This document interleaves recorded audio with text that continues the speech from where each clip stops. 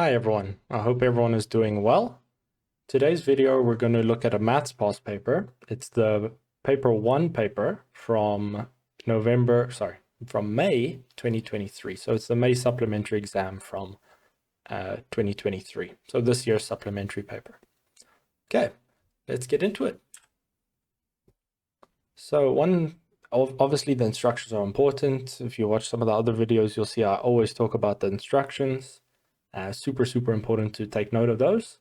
So make sure that we are rounding off to 1 decimal place. Okay, so instructions here say 1 decimal place. So it changes. Sometimes it's 2, sometimes they want funny things. Okay, but make sure you read this paper. We're working with 1. All right, let's get into it. Section A, question 1. 3 marks here. Solve for x in this equation over here. Alrighty, so you can, over here, we can just say that x is equal to 0. From this bracket, we have x is equal to 5. And from that last bracket, what we have is 3x minus 1 is equal to 0. So that means that 3x is equal to 1. So that means that x is equal to 1 over 3. Over here, we're given this surd on the left. And again, the instructions solve for x. So this thing is super important. We need to put it by itself. Okay, we need to isolate it. We always isolate the surd in this case. So we just need to take that minus 7 to the other side. And if we do that, we get this. And now we want to get rid of this square. So what we do is we square both sides. And when we square both sides on the left, we get this. And on the right, we get 49. So we get 2x is equal to 50. So that means that x is equal to 25. Okay. You can check, but in this case, there's no reason to check because there's no multiple x's on either side. So you only need to check when you get 2 x's. But if you do check this over here, you'll see that this answer does work. So everything is fine. It's all sorted over there. Okay. Next question, again, solve for x. So this time solving for x and y. If 2x minus y is equal to 5 and x squared minus y squared is equal to 7. Okay, so whenever you see these squares over here, you're going to get 2 answers for x and 2 answers for y, and you need to make sure that we write them in coordinate form. Okay, so we have to solve these simultaneously. So we need to have 2 equations, essentially. So let's work with this equation on the left. If we work with this, let's see, what do we want to do? Personally, what I would do is I would just take the y to the other side, take that 5 to the other side, so it becomes like such. Okay, personally, that's what I would do. All right, and let's call this equation 1.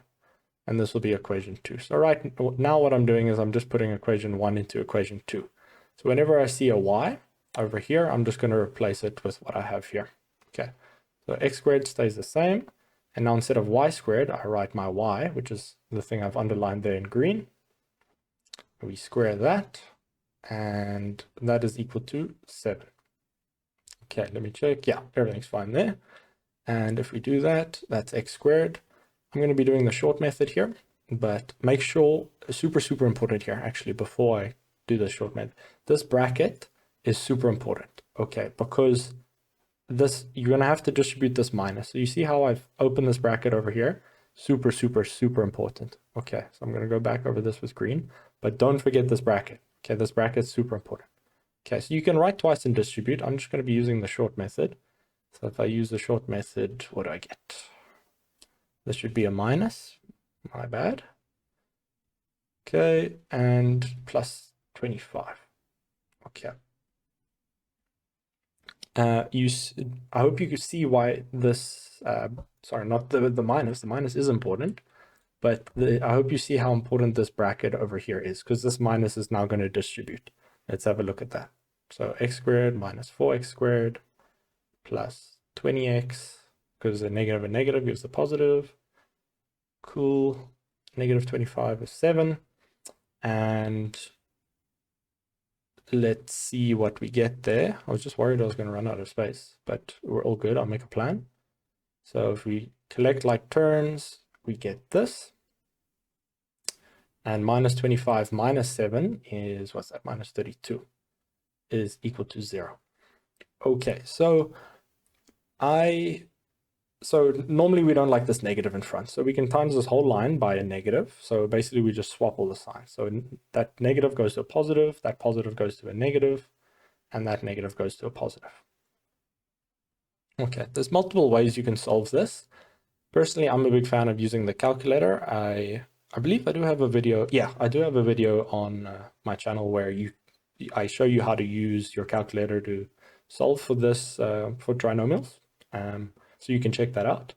But also what we can do is we can just do the normal method. So I'm going to skip a bit of steps here. So you can either use a calculator, you can use a quadratic equation, multiple ways. But let's say you factorize this. So if you factorize this, you would get 3x minus 8 and x minus 4 is equal to 0. So when we solve for this, we get x is equal to 8 over 3 or x is equal to 4. All right, so I ran out of space here at the bottom. So I'm going to continue up here for us on the top right. So I'm going to write our solutions again for x. So we have x is equal to 8 over 3 or x is equal to 4. Okay, so what I like to do is I like to draw a line down here because on the left, my x is 8 over 3 and on my right, my x is 4. So what I do now is I'm going to plug this x into equation 1 over here. So equation 1, because I want to find my y. I want to find out what my y is, but now I know my x. So if I do that, I'm going to get 2, and my x is now 8 over 3 minus 5 is equal to y. And if I evaluate that, you'll get that y is equal to 1 over 3. And on the right, what I'll do is I have 2 times 4 minus 5 is equal to y. So when I evaluate that, that's y is equal to 3. So I like to write the answers in coordinate form. So this x is compared with this y. So I say 8 over 3 is my x and 1 over 3 is my y. And the same over here, but now my x is 4 and my y is 3. Okay. You don't need that thing over there. Alrighty. Cool. Now for question 2. All right, so we're given this function over here, and we have to then use first principles to find the first derivative, f prime of x. So we'll use this formula here at the top right. And what I recommend with these is always make sure that you don't use first principles first, right? Do a little check on the side without using first principles. So make sure you're not writing you're not doing the answer over here. So you're not doing what I'm about to show you over here in the answer part. Just do like a little check or scribble for you on the side. Okay, so if we don't use first principles, what you'll do is you'll find that f prime of x is equal to 4x, just 4x in this case. All right, because remember this 2, we take forward minus 1. So it's just your normal rules of differentiation there. Okay, so this is our goal.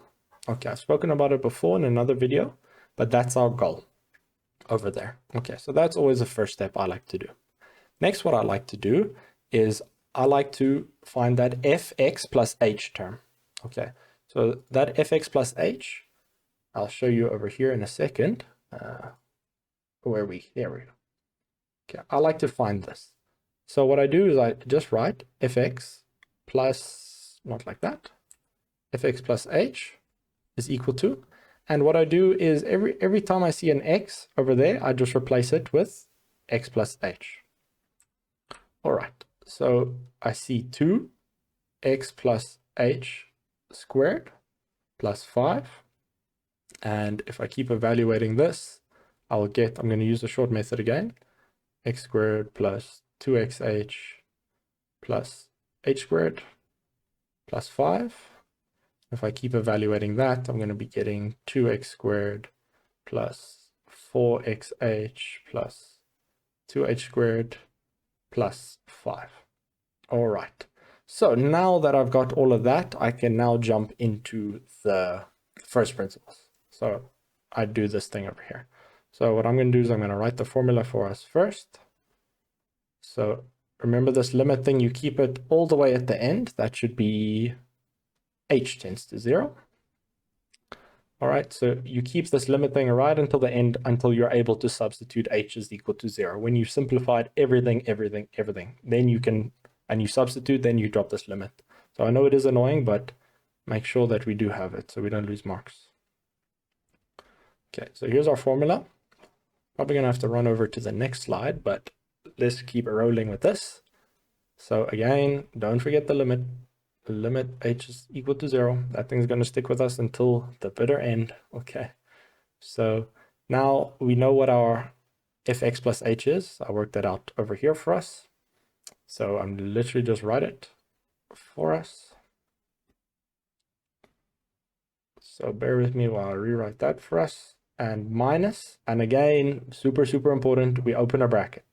So minus, and our fx, we put up the entire fx over here, which is 2x squared plus 5. Okay, so the bracket's super important, and still all over h. So let me not squeeze it in here. Let me actually just yoink a new slide here for us. So I'll be right back. Okay, we're back. So this is what we had. Let's keep evaluating this. And what you'll see is that these are going to cancel.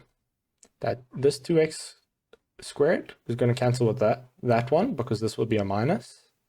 And this 5 is going to cancel with this one, because again, that minus will distribute there and will become minus 5. Okay, I'm just being a bit lazy. But you can also just show, you don't have to show that step where you multiply that thing out. Okay, you don't have to. But anyways, so what we're left with at the top is 4xh plus 2h squared over h. All right, so now that we have that, we're close. We just need to simplify this thing over here. So to simplify it, we need to get rid of this h at the bottom, and you'll see that we have a common factor of h. So this is just the normal process. We just looking for a common factor of h. So when we do that, we can take that out as a common factor. So remember, the limit is h tends to 0. We haven't got rid of the h at the bottom yet, so we can't substitute just yet. So what we do is we get this now, plus 2h over h. And now what's going to happen is these are going to cancel. So we haven't substituted in 0 yet. So what we do is we keep writing limit h tends to 0. So this thing sticks. And now we have 4x plus 2h. Okay. Now we don't have an h at the bottom, so we can plug in h is equal to 0. Okay, so whenever you see an h, like over here, we just replace it with a 0. So what we do is, let's keep rolling with the green. Okay, so now what we do is we don't write limit because we're plugging it in. So that is just 4x plus 2 times h, which we're substituting in 0. So we're substituting h is 0, so we drop the limit, and you'll find that our final answer is 4x. So remember what we're working with, f prime of x is 4x. So very important, check our goal, make sure the goal agrees with our end value, and if it does, we've done everything all good there. Okay, so I hope that you guys see that it's not too difficult, and it's for quite a few marks, 5 marks. And once you get this process down, it's pretty simple. You know, it's just, what's the word? It's just like a process that's becomes like a habit. I don't know, the word's escaping me now, but it becomes like second nature. That's what I'm trying to get to. So it becomes like second nature, or you just get used to the process. Okay, you get used to it. All right. So yeah, I'm a maths and science tutor, not an English tutor for a reason. All right. Okay. So this question's related. All right, because you see here it's a and then 1, and then here is now a 2. Okay, so I didn't set this out too nicely, but anyways, let's continue. Now it says we have to find the equation of the tangent to fx at x is equal to 3. So our fx is 2x squared plus 5. Let's see if my memory is good. Yeah, that's it over here. 2x squared plus 5. All right, that's our fx. So to find the equation of the tangent, we need two things. We need the gradient and we need a point. So I'll write that for us. We need a gradient and we need a point. And we need a point. All right, so let's find the gradient. Let's do f prime of x. We know that it is 4x, and we know that from first principles, and also we could not use first principles, normal differentiation rules to find that. But anyway, so we have this, and we know that if we want to find the gradient at x is equal to 3, what we have to do is we need to replace this x with this 3. All right, and then obviously this x with this 3 to find the gradient. Okay, so what we have is we'll have f prime of 3 is equal to 4 times 3, which is 12. Okay, so now we have the gradient. We know the gradient of the tangent is 12. Now we need to find a point. All right, so we need to find a point that the straight line will go through. So be very careful, we can't use f prime of x to find a point. We can't use this, f prime of x, to find a point. Because f prime of x tells us a gradient. It doesn't tell us a coordinate. All right, so what we have to do is we actually have to plug back into our fx to get a point. So if we do that, we have the x value, right? We have an x value. So we can just plug in our x value over here to then find our y value. Because remember, fx just means y. So this thing over here just means y. Okay, I hope I haven't messed anything up. Yeah, we can still see everything. So we just substitute in x is equal to 3. And so we're just substituting x is equal to 3 up here. And we get this. And when we roll with that, that's 2 times 9 is 18 plus 5. And we find that our point is 18 plus 5, that's 23. So we know the point is given by this. I don't know why I keep putting that dot. 323. That's our point. Okay, so now we can use the equation on our formula sheet. I will write it for us. Let me find it. Where's it at? Here. Okay. So the equation is y minus y1 is equal to mx minus x1. Okay, so let me tick what we know. We know our x1, we know our y1 because this is the x1, that's y1, and we know our gradient. Okay, we found the gradient over here. Okay, that's a terrible arrow over there. All right, so we're pretty much sorted. We just what some people call plug and play. So that's 23 is equal to 12. X minus x1 is 3.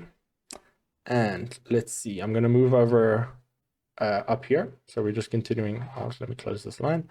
So we're continuing up here. So we get y is equal to 12x minus 36 plus 23. So y is equal to 12x minus, what is that, 13? Minus 13. Let me double check on the memo. Where are we at on the memo? Yeah, sorted. Okay, so that's how we find the equation of the tangent. Awesome. Let's move on. All right, some more differentiation things. So here we have to determine g prime of x if gx is equal to this thing over here. Okay, so we don't have to use first principles. Please don't use first principles. It will be very painful for you. Very. Okay.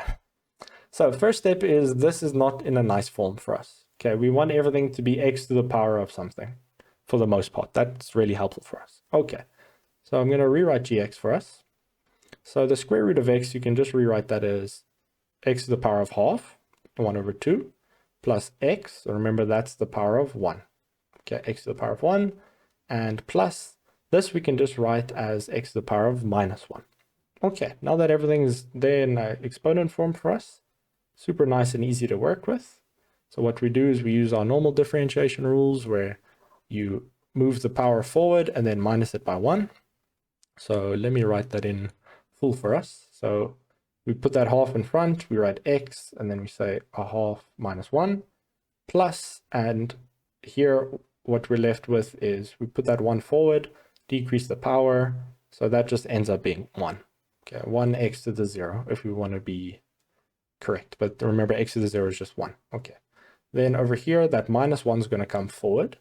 So it becomes minus 1x to the power of minus 1 minus 1. Okay. So when we do that, we get 1 over 2x to the power of negative 1 over 2 plus 1. Okay. And minus x to the power of negative 2. Okay. So sorted.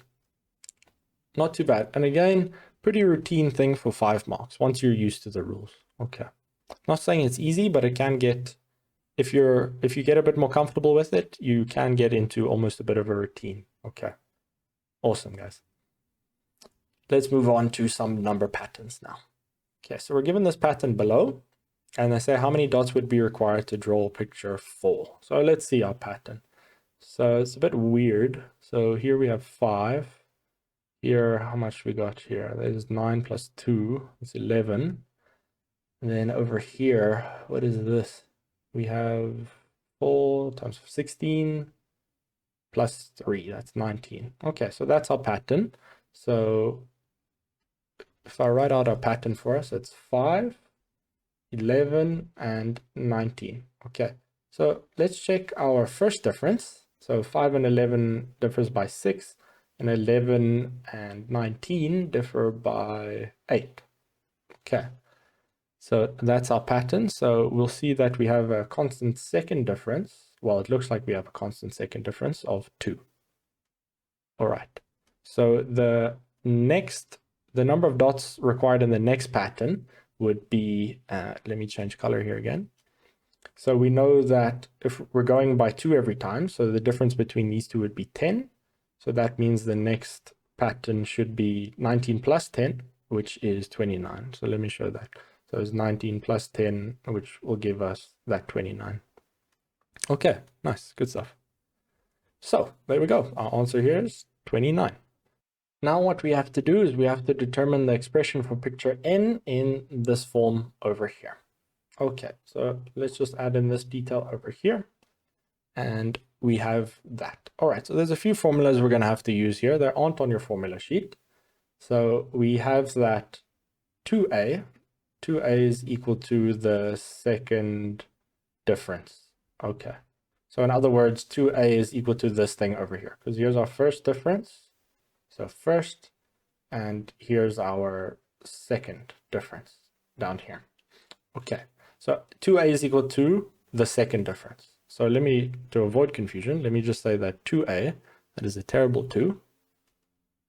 2, okay, third times. So 2a is equal to, in this case, our second difference is 2. Okay, so that's the first formula that we use. Let me label them. So this is equation 1. Second equation that we use is 3a plus b is equal to our first difference. First. Okay, so this is the second equation we'll use. And then for the third equation, what we do is, if you're a bit confused now, don't worry, it'll make sense in a second when we look at the example. For the third question, we have a plus b plus c is equal to our first term. Okay, so this. So it's equal to our first term. So first term. Okay, so I should have been more clear. First term down here and first difference. Okay, so you see how we just move this way up in all of our formulas. Okay, you with me? Okay, so hopefully that makes sense. And you'll see it in practice now. Okay, so we have 2a is equal to our second difference here at the bottom, okay, which is 2. So that means that a is equal to 1. Okay, so now we know what that thing is. Okay, now to find b, what we do is, let me label this for us here again.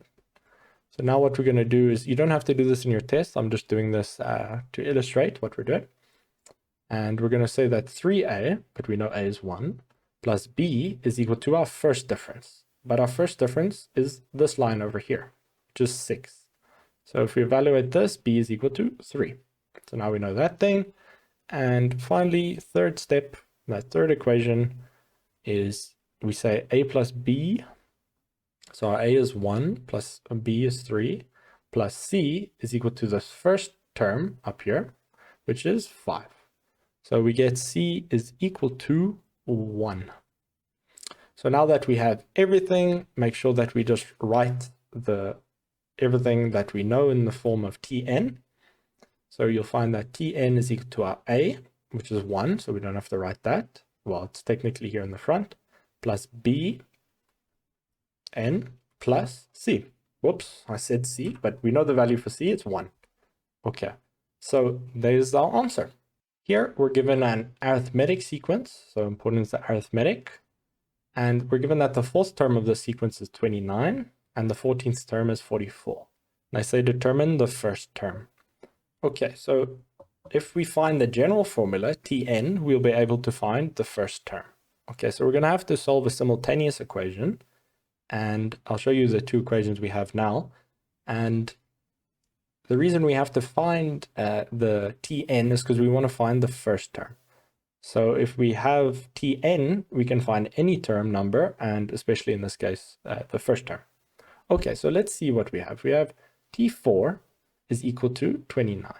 But if we apply this formula up here for the arithmetic sequence, we can see that that's equal to A, which we don't know, plus n minus 1. So n, we know n is 4, okay? Because remember, we're working with T4. So we know our n is 4. And so n minus 1 in that case is 3. And the common difference, we don't know d. Okay, so this is our first equation. The other equation is we have T14 is equal to 44. And that's equal to A plus, so 14 minus 1 is 13, D. Okay, so we have two equations here. And let's work with this equation over here. Let's work with this. So we have that 29 is equal to A plus 3D. So if I take the 3D to the other side, I'll get that A is equal to 29 minus 3D. Okay, so now what I do is I just plug that in over there. All right, so I have that 44 is equal to my A, which is 29 minus 3D. It's always good to put it in brackets. It's not necessary here, but it's good practice. Plus 13D. And if we evaluate this, if we take that 44 to the other side, what are we going to get here? Let's have a look. Let me put this in my calculator. We get 44 minus 29. We get 15 on the left, and on the right we get 10D. Okay, so that means our common difference is 15 over 10, which is 1,5. Okay, but they didn't ask for the common difference. They asked for the first term. So they're asking for A. And we have this equation over here. I'll call it equation 1. And we have D. So that means we can find A. That's what we were looking for. So if we roll with that over there, you'll see that we'll have A is equal to 29 minus 3 times D, which we know. And if we solve for that, we get 29 minus 3 times 1,5, which is 24,5. So that would be your first term. Okay, so A is equal to 24,5. What you can also say is that T1 is equal to 24,5.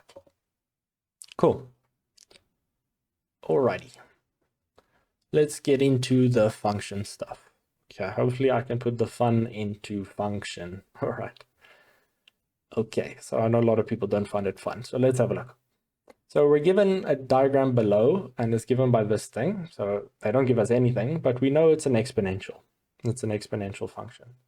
And we're given a point, this point A, on G. So this is the function G. And here we can see that the horizontal asymptote is 2, positive 2. All right, because that's where this thing is tending to. All right, that value 2. So here they say determine the values of A and Q. So we know Q. We can read it off. So we can say that Q is equal to 2. And now we have Q. So we can plug a point to then find A. So if we do that, we know that our remember this is our y. So because we have a point, we know our y and we know an x, an x rather. So we have that our y is 5 is equal to a to the minus 1, that's our x, plus 2. And if we evaluate this, we get a to the minus 1 is equal to 3. So if we inverse both sides, we'll get that a is equal to 1 over 3. Okay, so here's our q, here's our a, and we're sorted. Okay. Next, we have to determine the coordinates of the y-intercept of g. Okay, so g of x is 1 over 3 to the x plus 2. Let's just double check that. Yeah. Okay, and we need to find the y-intercept. So y-intercept, super easy. That means x is equal to 0. Okay, so what we'll have is, if we plug in a 0 over here, what we'll get is y is equal to 1 over 3 to the power of 0 plus 2. So that's just 1 plus 2. Make sure you know your exponent laws to the power of 0. And that gives us 3. Okay, but they want the coordinates. So make sure that you put 0, 3 as your coordinates. Cool. Now, what they say is we have to sketch the graph of the inverse on the set of axes on page 6. So this is page 6. I've just copied the diagram again. And we have to label all asymptotes and intercepts with the axes. All right. So for the inverse, what we do is we swap x and y. So our current function is y is equal to, let me write it over here so we don't get confused. So our current function is y is equal to 1 over 3 to the x plus 2. That's our current function. But now we need to swap the x and y's. Okay. So we can write here that for the inverse, what we have is this thing over here. We have x now is equal to 1 over 3 to the power of y plus 2.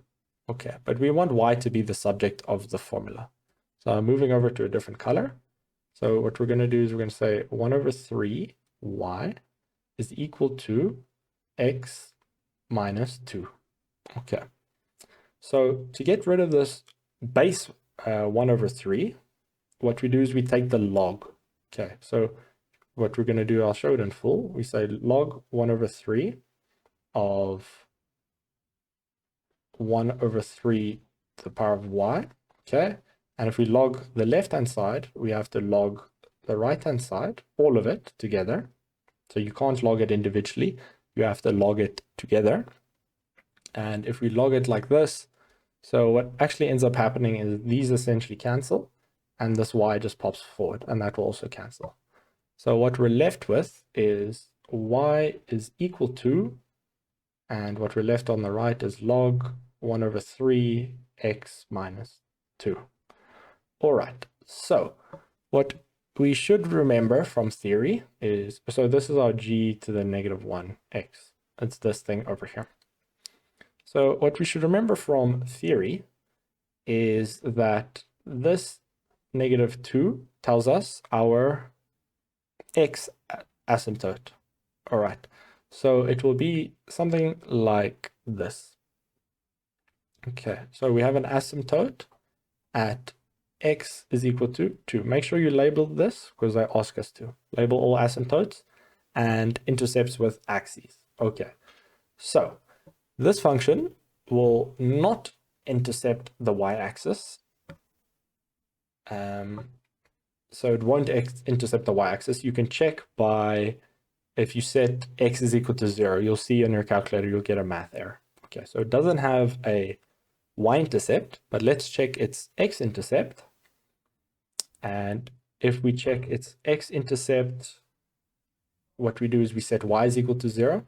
So I'm running out of space here. Let me move over to another slide. Okay, we're back. So as I was saying, if you put an x is equal to 0 in your calculator, you'll see you'll get a math error. So this thing actually doesn't intercept the x-axis. And to check if we have a y-intercept, we set, so there is no y-intercept, sorry, I think I misspoke there. There's no y-intercept because if you set x is equal to 0, there's problems, you get a math error. But let's see if there's an x-intercept. Okay, so sorry if I misspoke there. Hopefully I corrected myself. So we're checking for x-intercept. Okay, so that means we make y is equal to 0. So we get that 0 is equal to log 1 over 3 x minus 2. And what we do now is we set everything to the base of 3. So this becomes 3 to the 0 is equal to, and because we're setting a base of 3 now, this will cancel. Okay, this is your exponent and log laws. So what we do is now we just get x minus 2 on this side. So, and this thing is just 1. Okay, so if I take over this 2 to the other side, I'll get that 3. Let me show you. Okay, so 3 to the power of 0 is 1. So this thing actually is just 1. Okay, that's just equal to 1. So what I have is I'll have that 1 plus 2 is equal to x. All right, so that means that x is equal to 3. So that's my x-intercept, 3, 0. Okay, so that'll be somewhere about here. Okay, this will be 3, 0. Okay, and make sure we label, because if you look up here, we have to label asymptotes and intercepts with axes. Okay, so we have our x-intercept. And one more thing, very importantly, is they gave us this point on G. So this is G, and what we're drawing is the inverse, G to the power negative 1. So they gave us this point that I've put here in red. Okay, but remember we swap. So this is an x and a y. But when we do the inverse, we swap x and y. So that means we're going to have a point that is actually going to be, let me call it, I'm going to call it B. So there's going to be some point B. Let me not write it there. There'll be some point B that is now going to swap these x and y's. So instead of we swap the x and y's, we get 5 minus 1. Okay, you see how we've swapped the x and y's. So on our graph of g to the negative 1x, our inverse, we're going to have a point at 5, negative 1, because we swapped the x and y's. So that will be somewhere about here-ish. Okay, it'll be somewhere about there. Okay, so I need to remember to label it. I just want to draw my graph first. So because of that point, and because I have this asymptote here, I know my function will look like this. And I completely missed this point. I'm going to move the point. I'm not redrawing my graph. Okay, sorry, I'm not the best at drawing, as I'm sure you guys can see. Okay, and this proportion is really off. Let me redraw. It's okay. Okay, so I need to end up somewhere about there. Okay, let me take my time with this. So it needs to be like such. Okay, so it needs to look like this. Okay. All right, that's a bit better. So I went over this point over here. So let me fix that. So this is the point 3, 0, and this is the point over here. This is the point 5 minus 1. Okay, so we've labeled the asymptote, we've labeled the intercepts, and very important, we've also taken this point across by swapping the x and y's. Okay, so there's the inverse. Okay, then one little thing that I missed is now we're on question 4. Okay, so let me move this to the other slide for us. Okay, so now we have over here question 4. It says for what value of x is g, the inverse of g, so g to the power negative 1 x greater than 0. So where is the inverse of g greater than 0? So the inverse of g is, let me label it, this is the inverse. Okay, so they're saying where this graph is greater than 0, and they're asking for values of x. Okay, so very important, it's strictly greater. Okay, so it's not greater equal to, it's just greater than. Okay, so what I have here is a ruler. Let us have a look at this thing. Okay, so what I like to do is I like to use the ruler for this method. Okay, so remember this g to the negative 1 is just a y value. Okay, so they're saying where the y value is bigger than 0. Okay, only bigger and not equal to. So this line over here represents the line y is equal to 0. Y is equal to 0. Anything above that, it will be bigger than 0. Okay, so we need to see where our graph is above that point, above this line. Okay, so I like to use the ruler. Let me show you why. So remember, we're looking at the green function that we drew. Okay, so if I'm looking here at the left side of the ruler, so I'm looking down like this, okay, you see how there's no green function. There's no green function, no green function, no green function, no green function, then poof, it appears. Okay, so it appears over here. So from, this is the value, I don't want to put that there. This is the value of, let me do this. This is a value of 2. Okay, x is equal to 2, it's up there. All right, so the function only starts existing from this point, which is very important. So x is equal to 2 is going to be an important thing for us. Okay, now we need to say, are we above this orange line over here? Are we above y is equal to 0? And you say, yes. Yes, we are. We're above, right? Because here's our line, and if I draw a line over here, you see that we cut the function over here, which is above that line. Okay, you with me? So we're above, above, above. We're still above. We're getting close, right? Because remember, we're looking at a cut. So we're down here now. But if we keep moving, you see here, we reach 0. Okay, you see we start touching this line. Okay, over here, rather. Let me get rid of this ruler. Over there. Okay, so not these two funky things. Oh, no. 1 second. Let me get rid of these. Okay. Over here. So up until there. And then from that point, you see how we start going below. Okay, let me get rid of the ruler. So let's analyze. So we know from the special point over here, 2, up until 3, we're above. Okay, so let's analyze. So does the function exist at 2 when x is 2? Does it exist there? And we should say no, right? So because it can never, the x value of this function can never be 2 because it approaches this line, but it never touches, okay? So we can say that x is an element of, and it's a round bracket for excluding. So we exclude 2, and now we need to think, do we include or exclude 3? Okay. And the reason we exclude 3 is because I say greater than. At this point, 3, x is 3. What do you notice about our y? It's 0. And we can't have that. So that's why we close on this side as well. Okay. Another way you can write this is you could say x is between 2 and 3. Okay.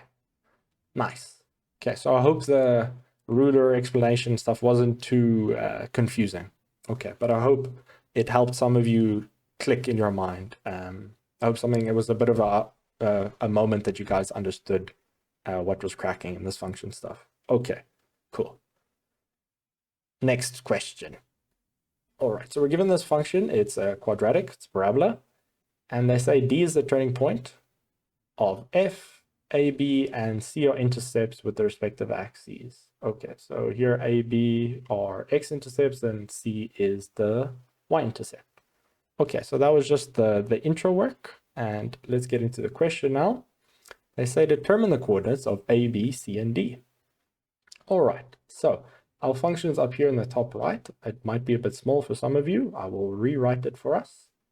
Let me rewrite it here. F of x is equal to negative x squared. I'm going to run out of space here.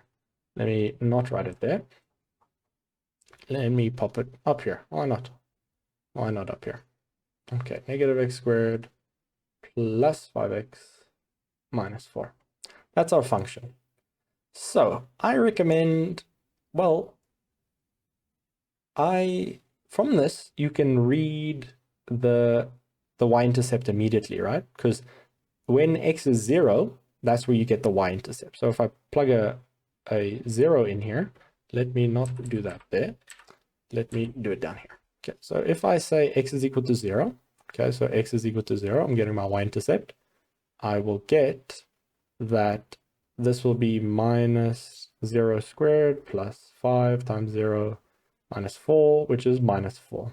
Okay, so I know my y-intercept is 0, negative 4. Okay, so I know the coordinates of C, 0, negative 4. Okay, so now I'd recommend finding the x-intercepts. Okay, so there's a few different ways. You could factorize this if you want, or you could use your calculator. Let's say we are going to factorize. Okay, so this was for the y-intercept. Y-intercept. Okay, let's now find the x-intercept. So to find the x-intercepts, what we do is we set y is equal to 0. So if we do that, we're going to get 0 is equal to minus x squared plus 5x minus 4. And we can times all of this by a negative, and we get that x squared minus 5x plus 4 is equal to 0.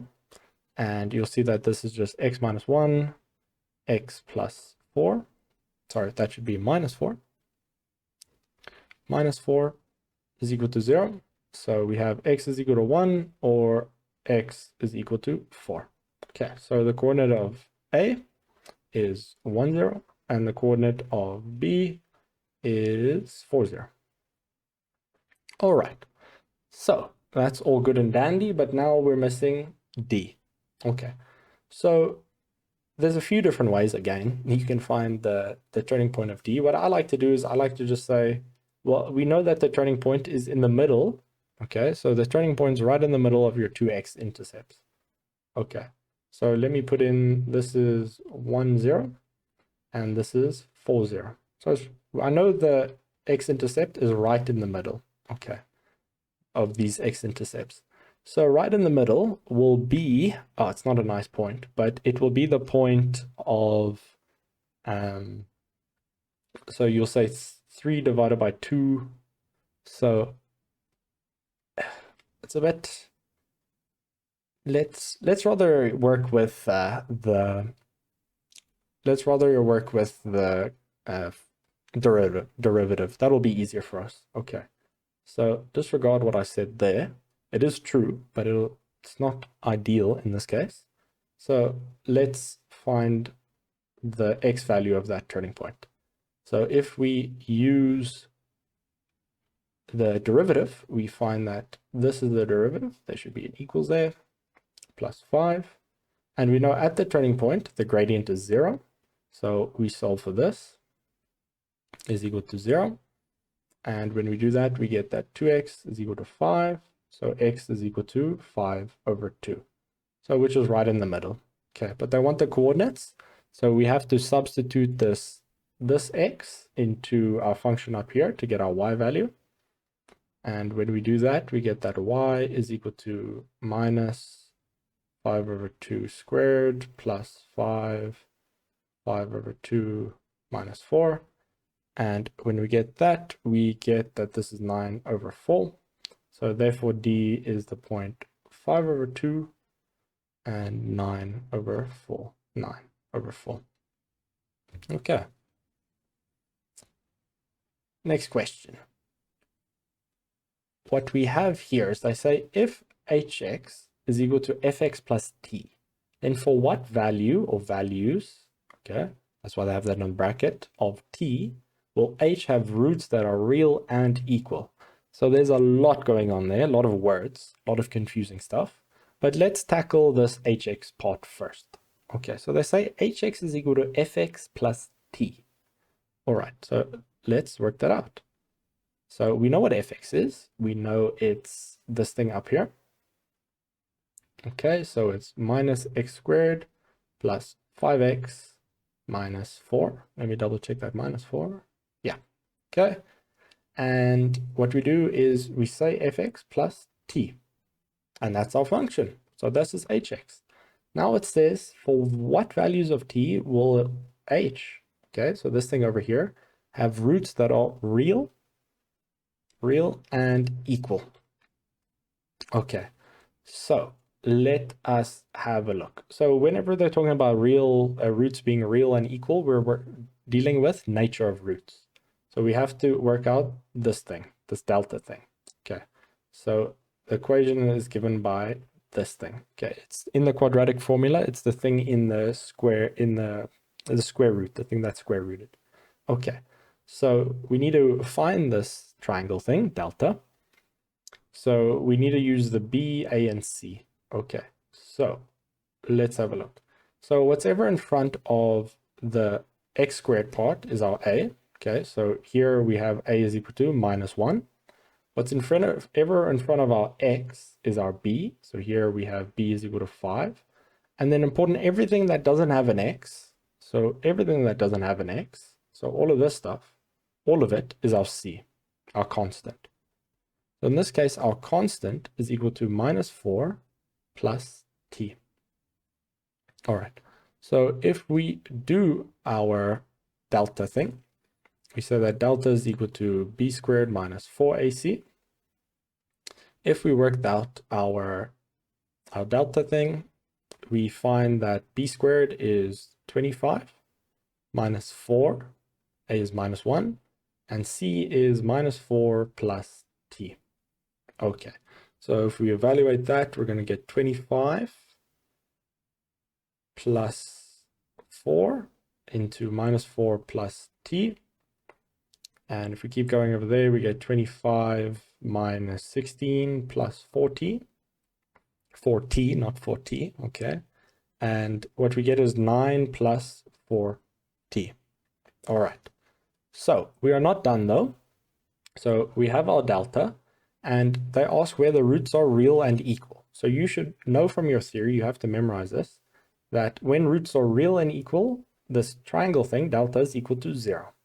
So we need to set this thing is equal to 0. So let's do that over here. We're going to get that 9 plus 4t is equal to 0. So if we solve for t, we're going to get that 4t is equal to minus 9, and t is equal to minus 9 over 4. Okay, so in this case, there weren't values, there was just a value.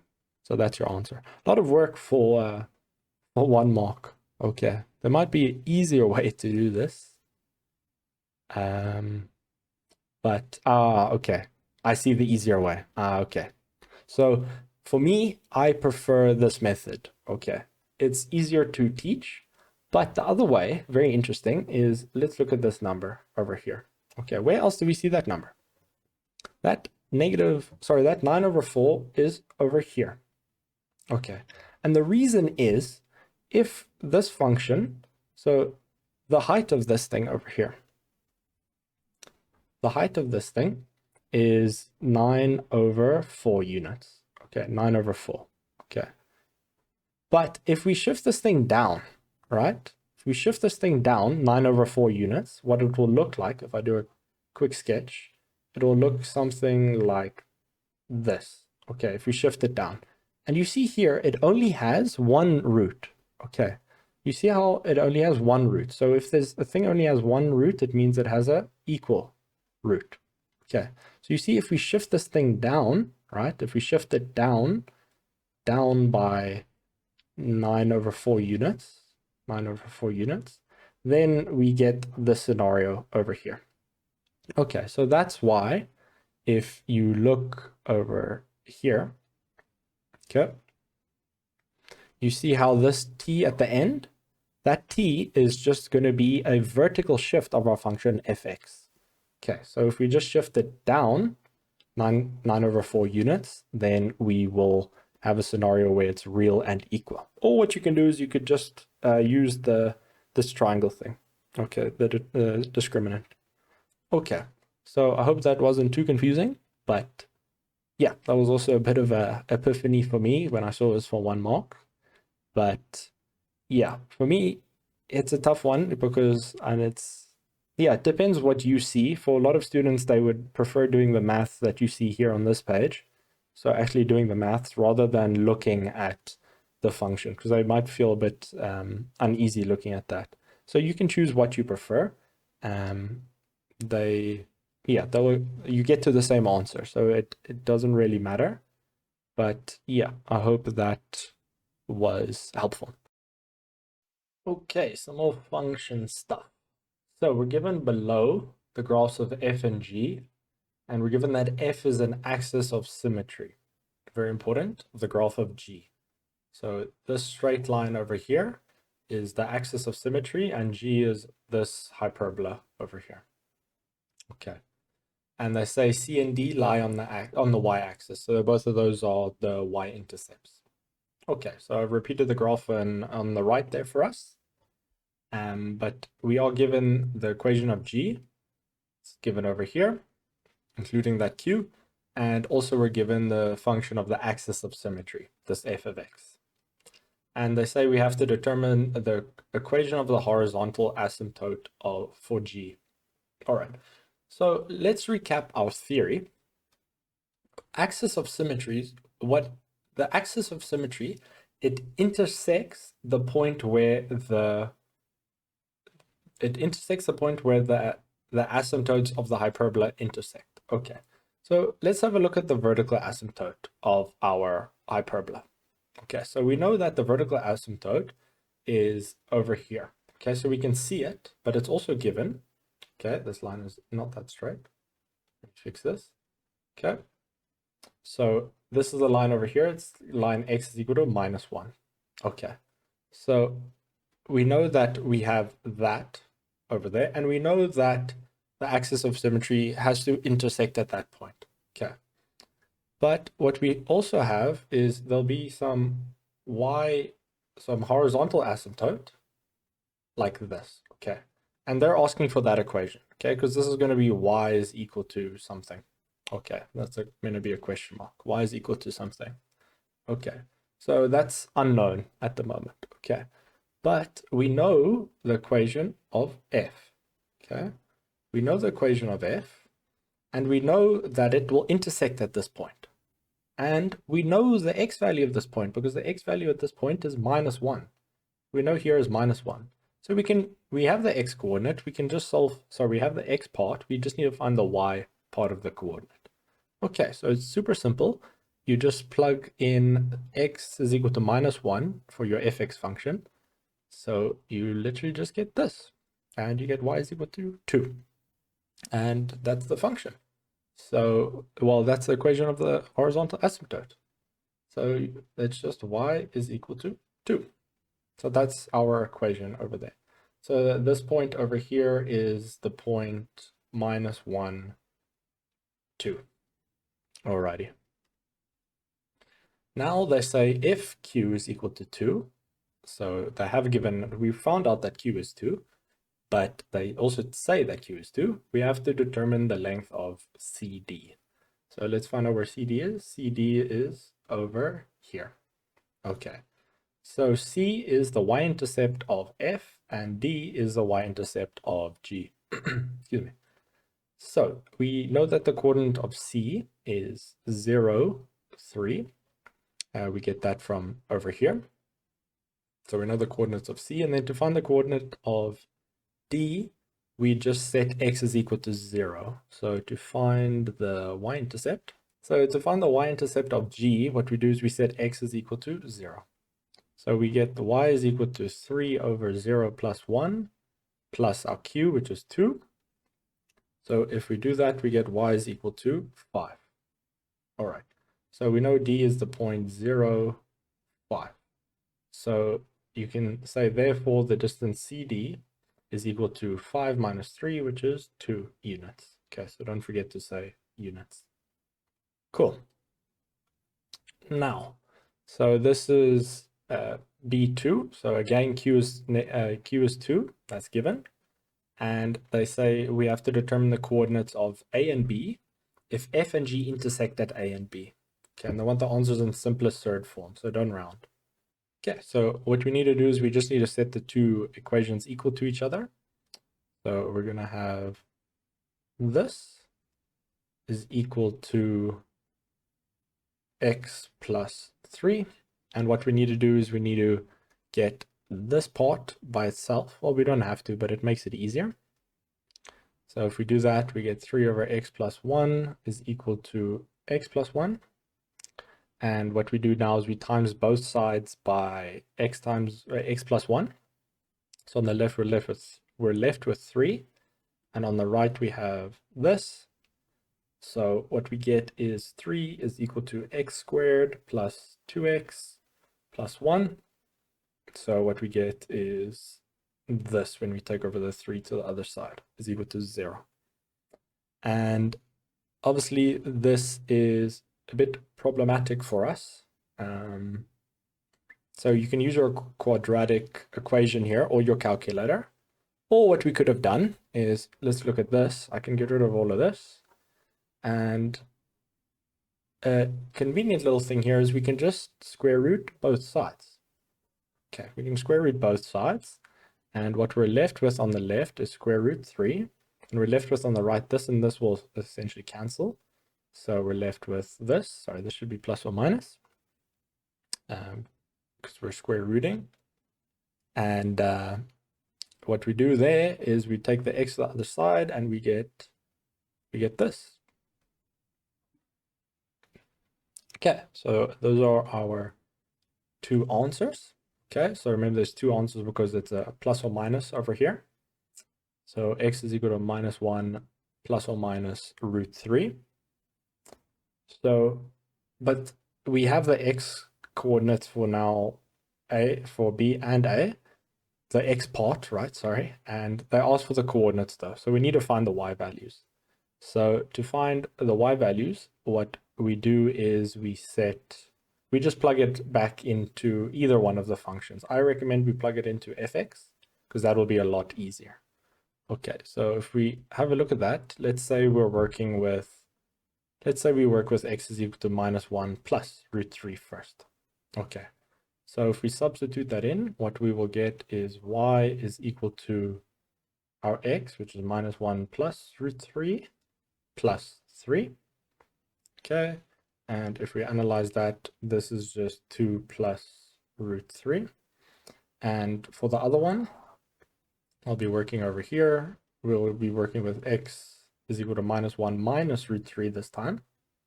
And when we do that, we'll get y is equal to -1 minus root 3 plus 3. And when we do that, we get 2 plus. I've made a mistake here. What have I done? Well, why am I saying plus? It's 2 minus root 3.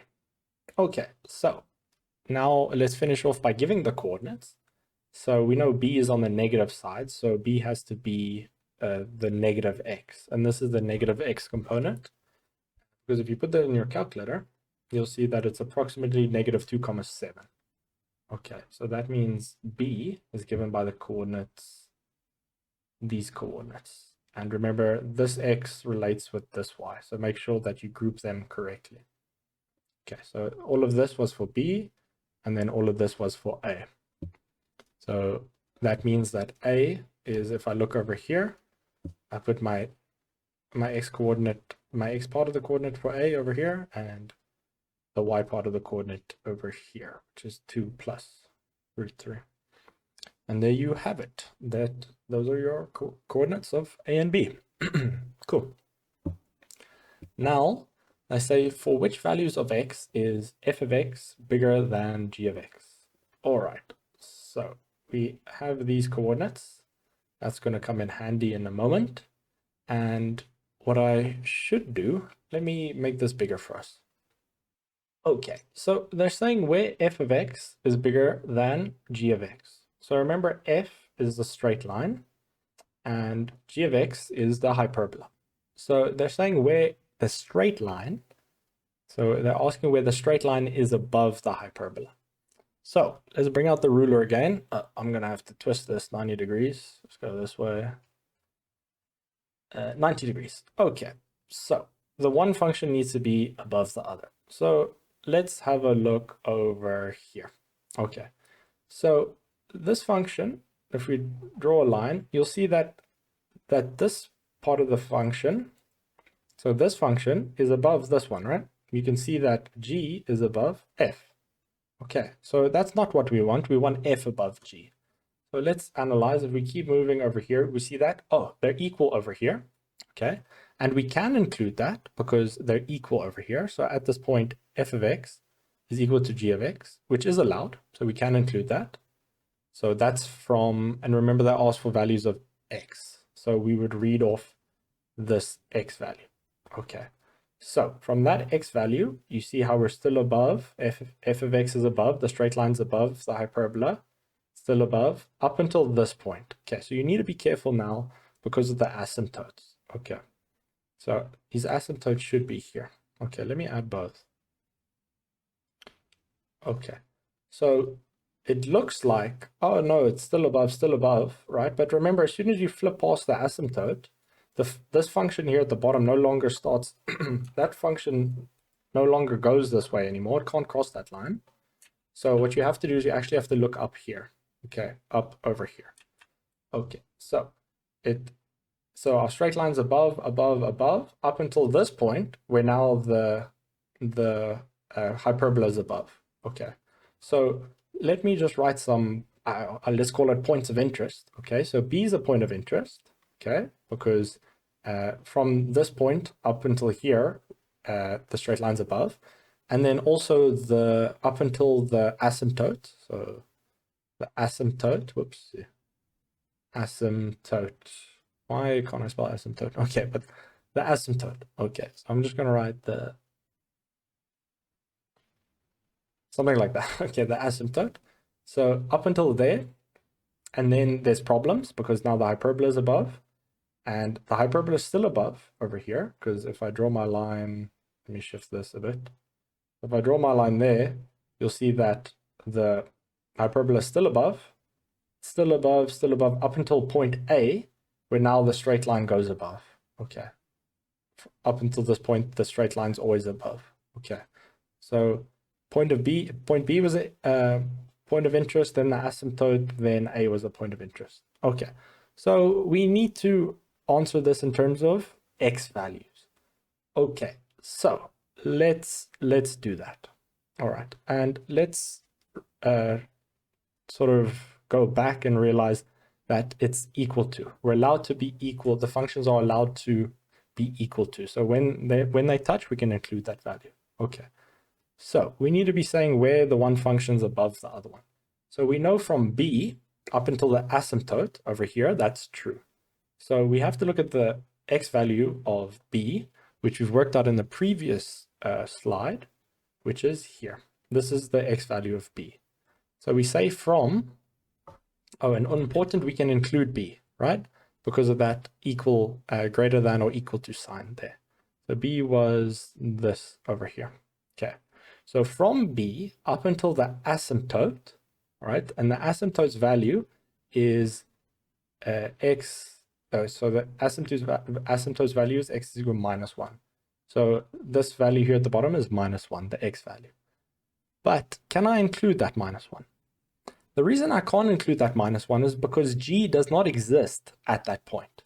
G does not exist, okay? Because G will never touch this line. G will never have an X value of -1. So I have to exclude that. Okay. So I just said minus. So it should -1 and exclude it. Okay. Now there's another part where the F function's above. So what I do is I say union. If you're not familiar with this notation, I will be writing it in a different way for us. But so we say union, and now from point A all the way up, then F is above. Okay, so point A, if we go back, the X part of the coordinate is this. So I include that because the functions are equal at A, and they both exist there. So it's -1 plus √3. And that goes until, well, that goes on forever. Okay, the ruler's messing up here. That goes on forever. So I'll just say infinity. And remember, we never include infinity. So there you go. That's your answer. Okay. So you could also put it in, what do they call this? The inequality notation. I forget the exact name. But if you do it that way, you'll have this. X is between that value over there and -1, but careful not including -1. So not including -1. Or you'll have that X is greater than or equal to -1 plus √3. Okay, so I much prefer, this is called set builder notation, if I remember correctly. This is, I guess, inequality notation. So for me, set builder notation is a lot easier, okay, because here we had to memorize this, and here it's not in between, because you see here X is between, and here it's just X is greater than. So I prefer the set builder notation. Okay. But yeah, that is also how you can do it over there. Okay, now we're moving on to finance. So I hope you're not stressed because it will be fine. That's why it's called finance. All right, okay. So we're taking out a home loan. Okay, so loan. So I've put the present value formula up here for us in the top right because they're talking about loan. Okay, so we take out a loan of this amount over here, 820,000. The fixed interest rate you're given by the bank is 10% per annum, compounded monthly. Okay, so that's also important. You're required to pay off the loan over a period of 20 years. Then, if the first payment is made at the end of the first month, what are the minimum monthly payments required to pay off the loan? Okay, so they say the first payment's made at the end of the first month. That just tells us we can use the present value formula. Okay, so that's just a bit of them being rigorous or being pedantic, I guess, in another way to put it. Okay, so let's see what we know using this equation here on the right. Okay, we know our principal value. Okay, this is our principal value. Okay, so we know our principal value. So let me put the tick here rather. We know our principal value. We know our interest rate. This is I. So we know our interest rate. And that's also the interest rate at the bottom. And we know the period. Okay, we know it's over a period of 20 years. So we also know that N. And then they say, what are the minimum monthly payments required to pay off the loan? Okay, so the minimum monthly payments, that's our X. That's what we're trying to solve. We're trying to solve for this. Okay, so all we do is we write the formula. So present value is equal to X, 1 minus 1 plus I to the negative N over I. Okay, and we just fill in everything we know. So we know the principal value of our loan is this amount. We don't know our monthly payments. We say 1 minus, and we say 1 plus our interest rate is 10%. It's per annum, but compounded monthly. So we have to divide by 12 because it's compounded monthly. Okay. Then for a number of periods, we say negative 20 years, but we compound monthly. So we have to say times by 12. Okay. So because we're dividing by 12 here, we have to times by 12 over there. Because every year there's 12 periods that we compound. Okay, because every month we compound. So there's 12 months in a year. So we have to say 12 times 20 years. Okay. So that's sorted over there. And then at the bottom, just super simple, 0,1 over 12. So don't forget that over 12. Okay. This should be a bit longer over there. So what I'd recommend now is putting this monstrosity on the right in your calculator. Okay, so I'm going to do that and I will be right back. Okay, so when I put that in my calculator, I'll show you what I get. This value on the left stays the same. I will get, let me put it in front of the coefficient. Nah, let me leave it at the back. So when I put that value in my calculator, I'll get 103,62. Okay, so I recommend here, don't round. Okay, so keep that value in your calculator and don't round just yet. Keep that value in your calculator. What we're going to do now is you're going to say this value on the left divided by this thing on the right. That should be in your calculator. Okay, so when I do that, so I say 820,000 divided by ANS, A-N-S, and what I do then is I get this value over here, 7913, and so they in the front of the paper they say 1 decimal place, but we're working with money, so we round to 2 decimal places. Okay, cool. So I know that's a bit frustrating, but yeah, because we're working with money, 2 decimal places. All right, so remember we're working with money as well, so make sure you put this R over here for rand. Okay, cool. Now let's see what's happening. They say if instead of the minimum payment, so that what we just worked out, that's 7,900-ish, you pay 20,000 Rand per month. How long would it take for you to pay off the loan? Round up to the nearest month. Okay, so let's remember to round up to the nearest month at the end, so round up. So in this case, we have the payments per month. We have X, okay? So we have X. We still have the loan amount, so it's the same loan amount. It's the same interest, but now they say how long would it take? So we actually have to solve for N. Okay, so that's what we're trying to solve for, N. Okay, so we're going to put the exact same thing in. It's the 820,000. I'm not going to rewrite the formula this time. Is equal to 20,000.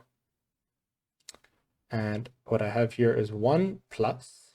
So why did I say a plus? 1 minus open a bracket. Now 1 plus, same interest, which was 10% compounded monthly, to the negative n. Okay, so you might be thinking now, okay, but you said, oh, if we divide by 12, we times by 12. Yeah, you can, okay? You totally can, okay? The thing is, the n you're going to get. So very important, if you do that, what was the n over here that we worked with? 20 years, right? So we said 20 years times 12 months, okay? But if I just use an n over here, my answer will already be in months. Okay, so you have an option. You do have an option. I think I'm going to write times 12. Okay, but it's important that your answer you're going to get is going to be in years. You'll see in a second. Okay, so stick with me. All right, so we got that. And again, I've made the mistake of not doing a big enough square bracket. But anyways, we have this. Okay.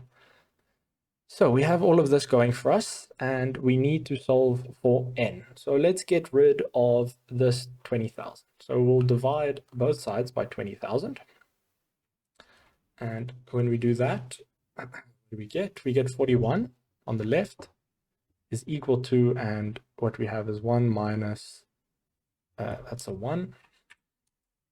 1 plus 0, 1 over 12 to the power of negative n times 12 over 0, 1 over 12. Okay.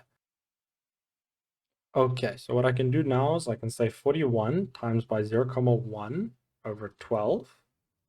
So that gives me 41 over 120 on the left is equal to 1 minus, and now I can simplify this thing in the bracket. If I say 1 plus 0, 1 over 12, that gives me 121 over 120. And that's the power of minus 12n if I multiply those two together. And I can take that 1 to the other side by saying 41 over 120 minus 1. That gives me minus 79 over 120 is equal to minus 121 over 120 to the power of minus 12n. So I'm running out of space here, but I will see you on the next slide. What I can do now is I can take away the minuses. I can times both sides by minus 1. So that will give me 79 over 120 is equal to 121 over 120 to the power of minus 12n. Okay, so I'll see here that I have this thing over here, which is my base. And my variable that I'm trying to solve for is here in the power position. So I need to do an opposite operation of this base, which is a log. So I need to log both sides. So what I do is I log this side, and over here I put my base, which is 121 over 120. Then I put the number on the left, which is 79 over 120. Okay, and then on the right, what will happen is this will cancel, because we've also discussed it earlier. When you do the log of this, they cancel. It's kind of like when you take a square root in a square, they cancel. And what I'm left with is minus 12n, because that will move forward. Cool. So if I put this thing on the left in my calculator, the log button is in the far top right, if you're looking for it. And it's 79 over 120. So what I end up getting is minus 50 is equal to minus 12n. Okay. So n is just this negative 50. Well, I should have actually wrote minus negative 50 comma 37. Okay. And if I say that, keep that in my calculator and divide that by 12, I get that n is equal to 4 comma, and this is, it's about 4 comma 20. Okay, but remember, I discussed this earlier. This n that we're solving is in years. Okay, very important. The n is in years, but I want it to the nearest month. So how can we convert this? Okay, because this is currently in years. So we need to convert this to months. Okay, so all we do is we take that number times by 12. And you'll see that you will then get 50,37 months. And we have to round up to the nearest month. So it will then be, so therefore it will be 51 months. Okay, good. So always just keep an eye out for what you're actually solving for over there. If you didn't do this times 12 over here, you would have been getting your answer in months already. Okay, because you would have seen this. If this 12 wasn't here, you would have got your answer directly as months. Okay, cool. Now let's have a look at this question. So again, it's finance, but it's just, oh, so firstly, we've done half of the paper. So you'll see here, we've finished half of the paper. We're starting now section B. So it's again a finance question. So let's have a look. So we place 750 Rand into an investment at the end of each month. So that sounds like future value, right? If you're investing every month at the end of the month, right? An investment every time. That sounds like future value. And it says the investment has an interest rate of 15% per annum compounded monthly. Whoops. Let's fix that. Compounded monthly. And let me also underline that. So after you make the 36th payment, so this is important, you reduce your monthly payments to 500 per month for 2 years. Okay. After these 2 years, you stop making monthly payments and leave your investment to grow. What is your investment worth at the end of the 10th year? Okay, so this is an interesting question. So if we break it down, there's actually two future value assessments we have to do, or two future value calculations we have to do, rather. And we also need to make the investment grow. Okay, so it's not just a simple future value, it's also there's an aspect of growth. Okay, so a good way to look at it is using a timeline. Okay, so if we look at our timeline over here, so it's for a total of 10 years. So this is T0. So at T1, we make our first initial payment of 750. Okay, and that keeps going T2, 750, all the way up until this point over here, T36. Okay, so up until T36, then there's a change. All right, so that change at T36 is from the next month, we are now, so at T37, we now invest 500 per month. Okay, so 500 per month. Next one is T38, it's 500 a month again. Sorry, I should also just say that this should be 750 over here on the 36th month. Okay. Then that goes on for 2 years. So that will go on. So from 36, we need to add 2 years. So that's 24 months. So we'll end up here at T60. We'll end up at T60 over here. And then after that, so it will be 500, 500, and on T60, it'll be 500. And then from this point, it grows. Everything just grows from this point onwards. Okay, so let me do another change type diagram over here. So at this point, there's another change. So it says, we know we end up at the 10th year. So we end up at the 10th year. Let me put this in red. So the 10th year will be 120 months. Okay, so this investment is left to grow for 60 months. Okay, so in the orange, that future value grows for 60 months. Okay, but this future value here in the beginning, that one will grow for, what is that? You have to say 120 minus 36. So that one will grow for 84 months. And this one will grow for 60 months. Okay, so we actually have to do two future value equations. And then what we have to do is we have to add them together. Okay, so let's have a look at that. All right, so let's look at the first future value. It's what I've put in this light blue color. Okay, so we use our formula there in the top right. So we know our monthly payments are $750. We know that our interest rate is 0.15 compounded monthly, so we divide by 12. Okay, and to the power of n, so it's the number of months or periods. So you'll see here it's 36 months. So our n is 36. Okay, or what you could have said, it was in for 3 years times 12, which will give you the 36. Okay, so I hope this n discussion hasn't confused you, because also before, I know in the previous question we were all also talking about n, but I hope if you need, maybe take a pause, or if you need me to clarify things in the comments, please feel free. But I hope it's been clear and I haven't confused you. Okay, so if we continue with the equation, -1 over 0.15 over 12. So we close that.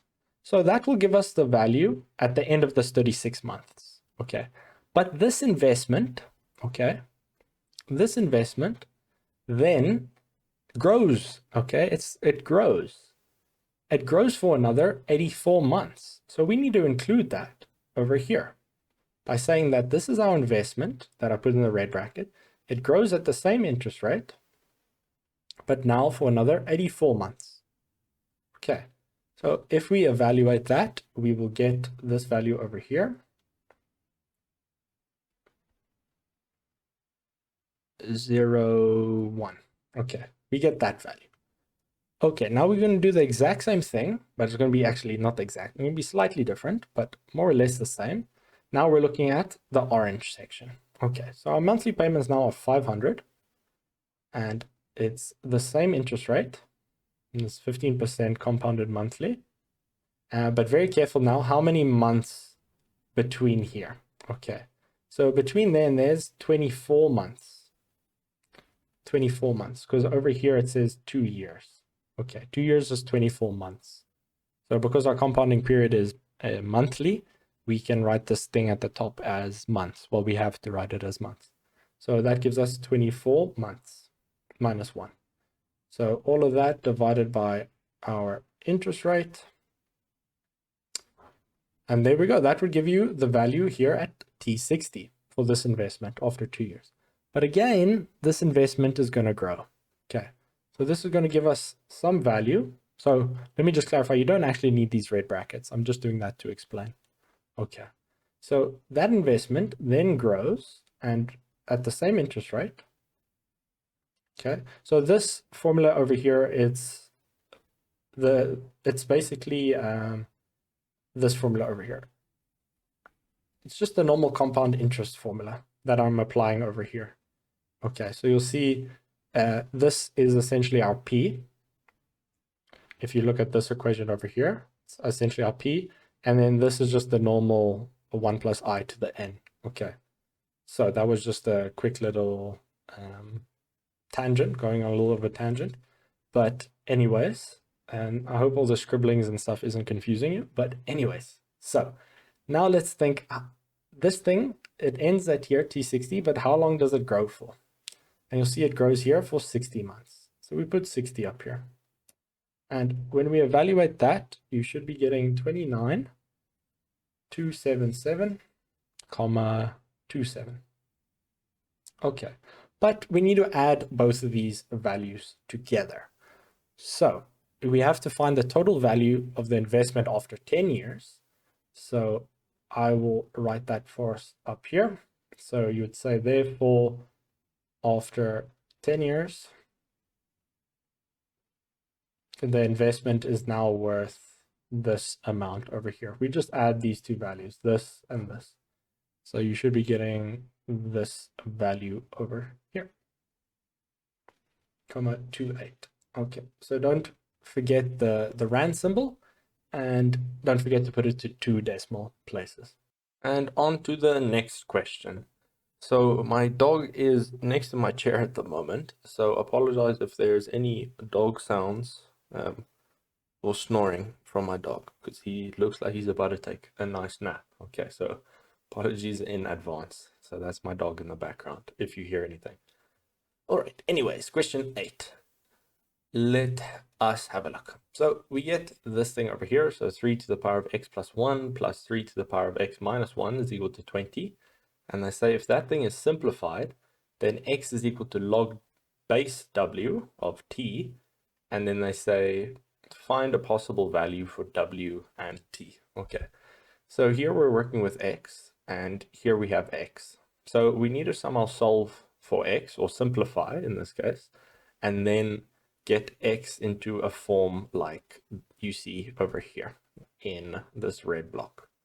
Okay, so the first step is we need to be working with this thing and simplifying it. So I'm going to rewrite it first. 3 to the x to the power of x plus 1 plus 3 to the x minus 1 is equal to 20. So what we can do here is let's split this like this using our exponent laws. Okay, to 20. And what we can do now is you'll see that we have a common factor over here. So we can factorize. And if we factorize, I'll change the blue now. We factorize, we're left with this is equal to 20. So let's divide both sides by the 3 plus 3 to the power of minus 1. So we get 3x is equal to 20 over 3 plus 3 to the minus 1. Okay, and if we put that in our calculator on the right, we get 20 plus 3 plus 1 over 3. We get 6. Okay, so we get 3 to the x is equal to 6. And what we need to do now, if we want to solve for the x, like we've seen a few times already, we have to do the opposite of exponential, which is log. So we have log base 3 of x. Sorry, no. Sorry, what am I saying? So this side, on this side, we get x. Okay, because the log 3 and the 3 will cancel. On this side, then we get the log 3 of 6. Okay, so you see now we have this thing is in the same form as the thing in the block at the top, in the red block. So now we can just literally read off our w and t. So we can say that w is equal to 3 and t is equal to 6. Therefore, w is equal to 3 and t is equal to 6. Cool, sorted. Next question. So we're given that thing over there is equal to k times 3 to the x, where k is a constant. They say determine the value of k. All right, okay. All right, sorry, bad joke. Okay, so this thing over here is got a bunch of exponents and stuff like that, and we have things like 15 and 75. So what we're going to have to do is we're going to have to do prime bases. We're going to have to prime base everything. Okay.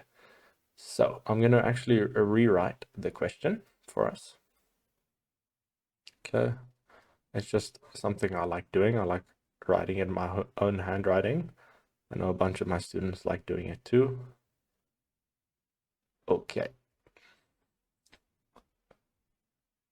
Okay. I like writing it in my own handwriting, even when my own handwriting is not that great. So 5 to the power of negative 1, we have to prime factorize the 75.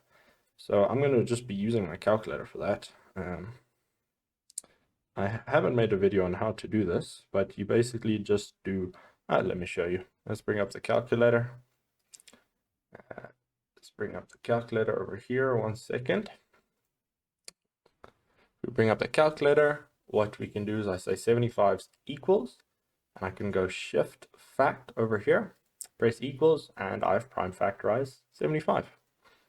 Okay. So that gives me 75 as 3 times 5 squared to the power of 2x over 15, which is just 3 times 5. That's when we prime factorize it, to the power of 4x times 3 to the minus 3x. And then that's just all equal to k times 3 to the x. Okay, so I'm just putting k dot. It's the same as times. All right, so now we got to be distributing some things. Let me change color. 5 to the minus 1 times 3 to the 2x times 5 to the 4x all over 3 to the 4x times 5 to the 4x times 3 to the minus 3x, and that is equal to k times 3 to the x. So as always, running out of space. Should have made more space, but anyways, let's keep going. Let's see what we can simplify at the top.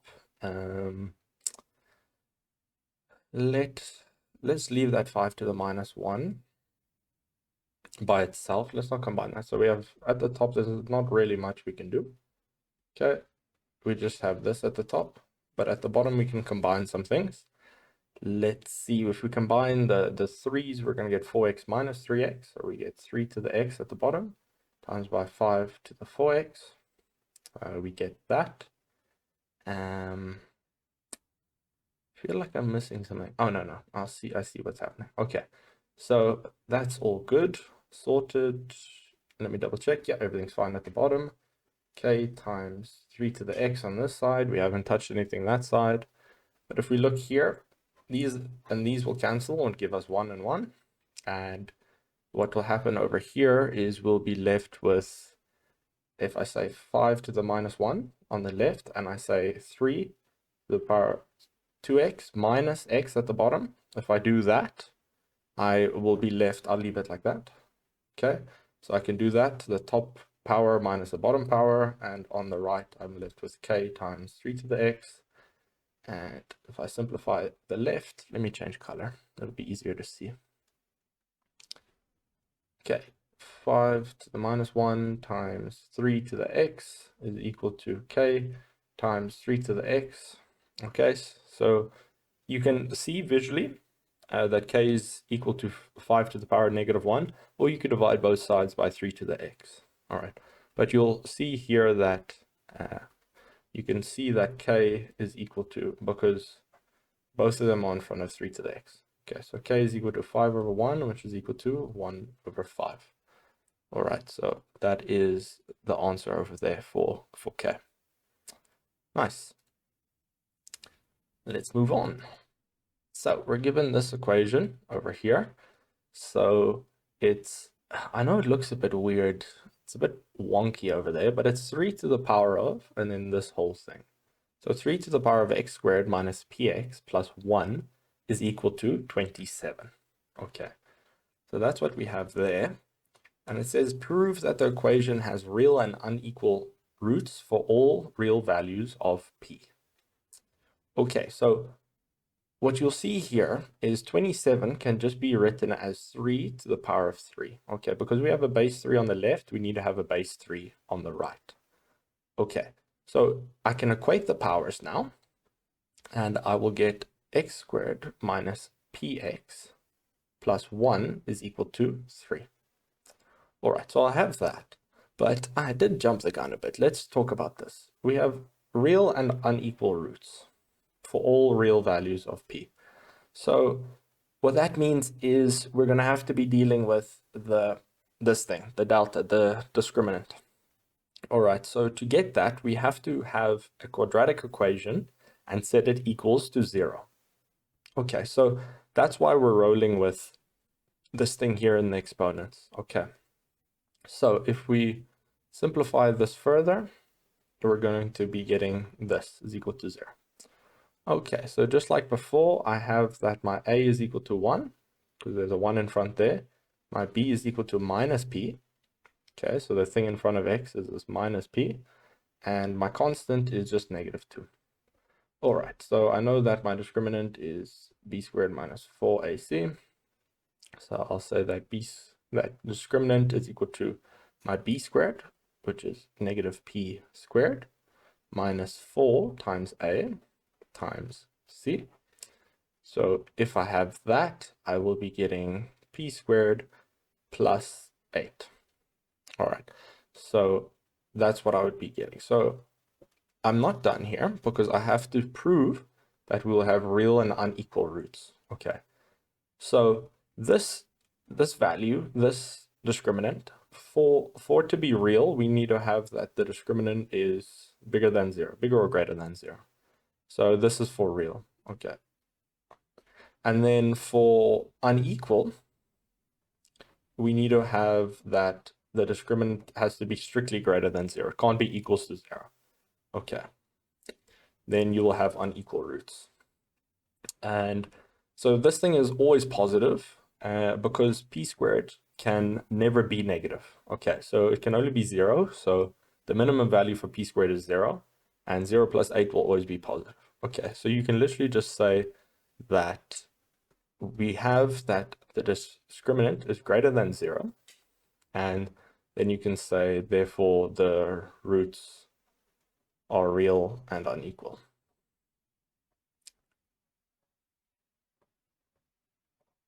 Okay, sorted. Now, let's move on. So, we have this guy golfing. It's like one of those, it looks like that golf course you see like on those fancy golf courses you see on like TikTok and stuff like that, where they're hitting something off a mountain or something, a big hill. But anyways, so golf balls hit from point A to point B, and it says point A is 30 meters vertically above the ground, so that's what we have there.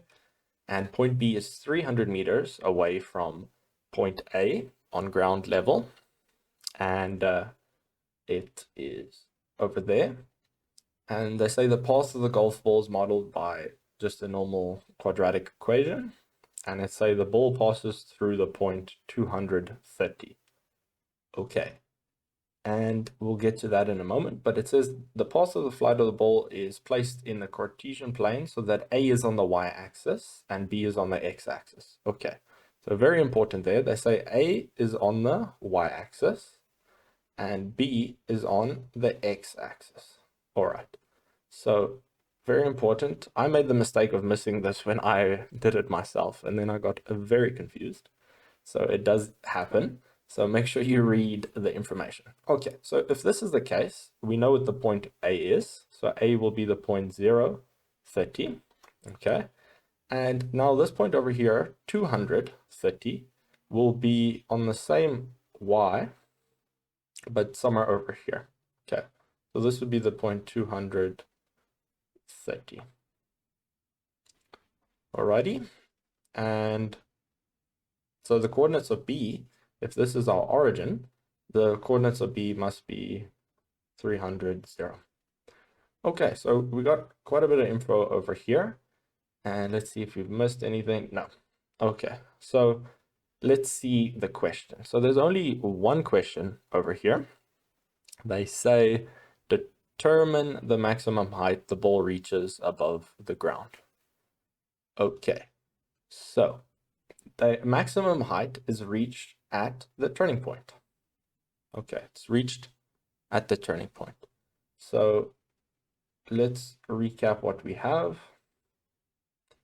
We know that this point is 300, 0.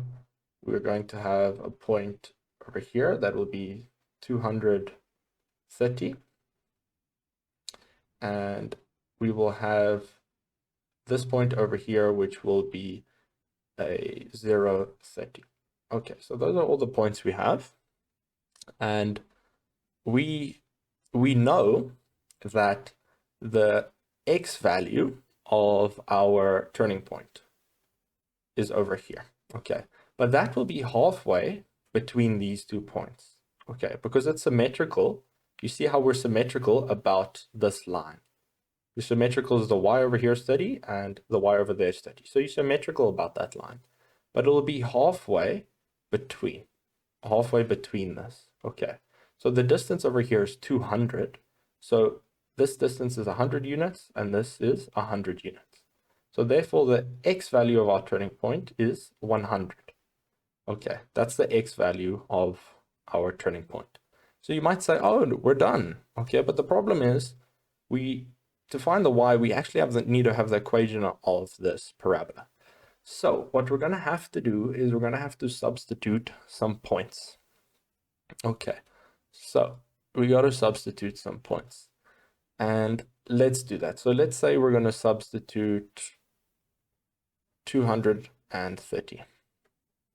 Okay, so we will have that our y is equal to, and so I'm substituting it into this equation. Okay, so I say 200 squared. So I'll write it out for the first one. I'll say it's a times x squared plus b times x plus c. All right, actually, very important, we actually know our c. I haven't said it earlier, but our c is just our y-intercept over here. So c is equal to 30. So we should probably write that somewhere, that c is equal to 30. Okay, so we know what our c is. It is 30. All right, so we're going to have to solve for a and b, so we're going to be having simultaneous equations. Okay, so 200 squared in our calculator is 40,000. So we're going to have that 30 is equal to 40,000 a plus 200 b plus 30. And that's our equation over there. And let us have a look. Let's simplify this. So we'll actually have 40,000 a plus 200 b is equal to 0. And this is our first equation. Okay. Our second equation is going to come about when we sub the point 300, 0. Okay. When we substitute that point, we will get 0 is equal to, and then 300 squared is 90,000. So 90,000 a plus and 300 b plus 30. So if we take that to the other side, this is our other equation. So go minus 30. This is equation 2. And what I'm going to do is I'm just going to put this in my calculator, and I will show you how to put in your calculator. Forget if we did it earlier, but let me show you. Whoops. Okay. All right. So what I'm going to do is I go over here, I press mode equation 5, and I press 1. For that's when we have two variables simultaneous equations. So if I look at equation 1, what's in front of my a is 40,000. Okay, I press equals. What's in front of my b is 200. And what's on the right is 0. And at the bottom, what I have in front of my a is 90,000. What I have in front of my b is 300. And what I have on the right is negative 30. So if I solve for this, I get that a is equal to this number over here. So I can leave it like that, or I could write it as a decimal if I wanted. Let me just show you. If you get a number like this and you're not so happy with that, you can just go shift. Oh, you can't do it here. Okay, so I forget. You can't do it here, but normally you can go shift and you can move it using this button. But you can't do it here. All right, in this equation setup over here. But anyways, so we have that a is equal to minus 1 over 1,000. Okay, and our b is 1 over 5. Okay, our b is equal to 1 over 5. Okay, so we got that. We have those two values. And what we can do is we can write the equation of our parabola now. So y is equal to negative 1 over 1,000 x squared plus 1 over 5 b plus 30. Okay, and I know the x value of my turning point is 100. So what I can do is I can just say now sub x is equal to 100. So if I substitute x is equal to 100, what I'll do is I will get y is equal to minus 1 over 1,000, 100 squared, and I'm running out of space. I'm just going to move down here, plus 1 over 5 times 100 plus 30. And if I do that in my calculator, I will be getting the turning point, the y value of the turning point, which will also be the maximum height. So I'm busy punching this in the calculator as we speak, and I get y is equal to 40. Okay, so this point over here is the point 140. Okay, so we can say that therefore maximum height is 40 meters. Okay, sorted. So what you could have also done to get this 100, you could have also worked with the first derivative. And, well, yeah, you could have worked with the first derivative. In this case, sorry, we don't have an fx. We have a y. So you'd work with the first derivative, which is dy over dx. You would work with that, set it equals to 0, and then you would actually solve for this 100. So to get that 100, instead of looking at what we did, you could have also found it by doing this. Okay, but whatever you do, you still need to find an a and b. Alrighty, cool. Now, let's see what we got here. So we're given equation 10, and it says if gx is equal to this thing over here, determine the x-intercepts of g. All right. So let us have a look. So we're given this thing, and we have to determine the x-intercepts of g. So if I look at the memo, if I remember correctly, yes. Okay, I remember what I wanted to show here. So let's write this gx into, well, we don't have to. So you could use the factor and remainder theorem. Let me check the sags. I can't 100% remember if you do need to know it. I'll be right back. Okay, we're back. So yeah, you are required to know the factor and remainder theorem, and you could use it here.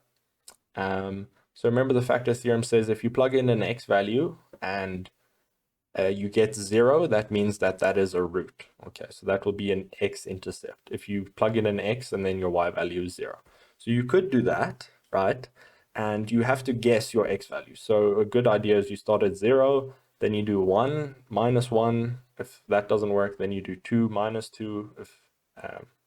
If that doesn't work, then you do 3 and check minus 3. So when I say 2 minus 2, I mean you check 2 and then you check minus 2 and then you check 3 and minus 3. And hopefully you would have found a root by then. If not, then the examiners were not nice or you've made a mistake. But in this case, you would, if you did the factor theorem, you would have seen that one of the roots was x is equal to 3. Okay, so for sure you can do that, but they also say that any method of factorizing cubics is allowed in your exams. Okay, so when I said the SAGs earlier, I mean the subject assessment guidelines. So this is from the IEB, and currently, right, from the most up-to-date information that I have from the IEB, that is what I find, that you're allowed any method. Okay, so that's, I guess, a bit of a disclaimer. I'm not going to be held liable for that, and obviously the IEB is not going to be held liable. But anyways, I don't like the factor and remainder theorem. I don't like all this guesswork. So what we do is we go back to comp mode, and we're going to use the calculator to find all our x-intercepts. It's going to be super, super easy. Okay, we'll go back to equation mode, and you'll see number 4 is cubic, right? Because you have ax cubed. So if I press 4, I put in my a, which is the value in front of my x. B is in front of the a is the number in front of the x cubed. So x cubed. So we have minus 1. Then our b is in front of x squared, which is 1. And in front of c is 21. So in front of x is our c, which is 21. And d is our constant. So it's that minus 45. Okay. So minus 45. I don't know why I said minus 4. Okay. I press equal and I will get all my roots. Okay.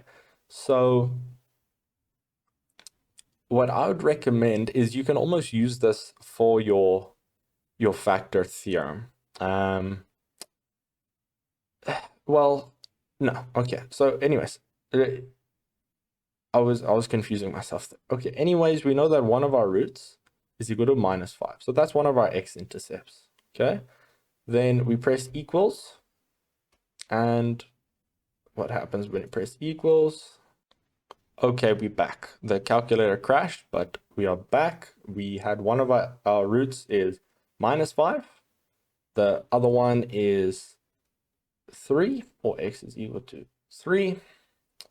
And if we press equals again, we jump out. So that's interesting, right? Because we would expect 3 x-intercepts because it's a cubic, okay? But one of these roots are repeated. So you can just leave your answer like this because one of your roots are repeated. All right. So this is your final answer. So what you could have also done is you could have used that thing in your calculator, that calculator method, to determine a value to guess for your factor theorem. Okay, so if I work with my gx, so I want to rewrite my gx in the form, so I want to get rid of this minus in front. So I multiply everything by -1, so I change the signs of everything. So I get this. Okay. And I know that g of 3 is equal to 0. So you could actually, you don't have to show that. But remember, when we're solving for x-intercepts, we're solving for this thing is equal to 0. So if you try x is equal to 3 in this, you'll find that you will get 0. So that means x is, that means that 3 is the x-intercept, and 3 is a root. So x minus 3 is one of the brackets, right? Because this will give us x is equal to 3. So this is one of the brackets. Now, this is another method to, if some of you weren't too impressed or worried you won't get full marks for that, I'm showing you how you can also do the factor theorem. Okay, cool. So what we do now is we know one of the brackets is this x minus 3. So now we need to see what we're left over with. So I know I'm going to be left over with, I need to get an x cubed. So over here I have to put an x squared because this is going to distribute and give me an x cubed. Then what I do is I know that I have to get a 45 at the end. Okay, so I know I have to have -3 times some constant number is going to give me 45. So I know -3 times 15 will give me 45, but it has to be a positive 45, so I know I have to have -15. Okay, so if that's the case, I need to now find this middle term. And to find the middle term, let's have a look of what we have. Okay, so if I distribute this, let me get rid of this and this. Okay, so if I say -3 and I distribute it over there, what I'm left with is -3x squared. Okay, but what did I have here?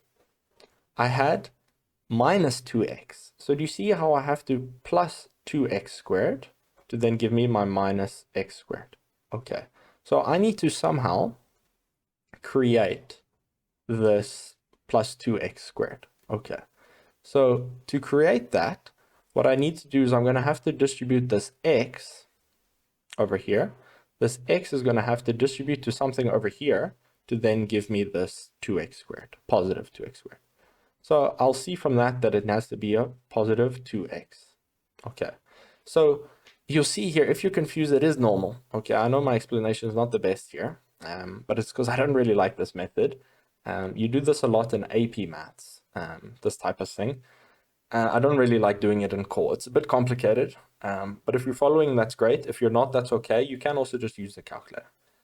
Okay, but anyways, so we now have this. But the thing is, we now need to factorize this thing over here.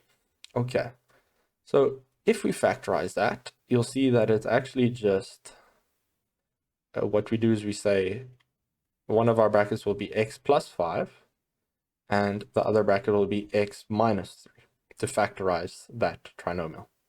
Okay, and you'll see from the roots here, we'll have that x is equal to 3, or x is equal to -5, or x is equal to 3, but that's just a repeated root. Okay, I'll write it for us. Or x is equal to 3. But you see how this, and this are the same. Okay, so you don't actually have to write this. Okay, so those are our roots. And you'll see they agree exactly with what we got from the calculator.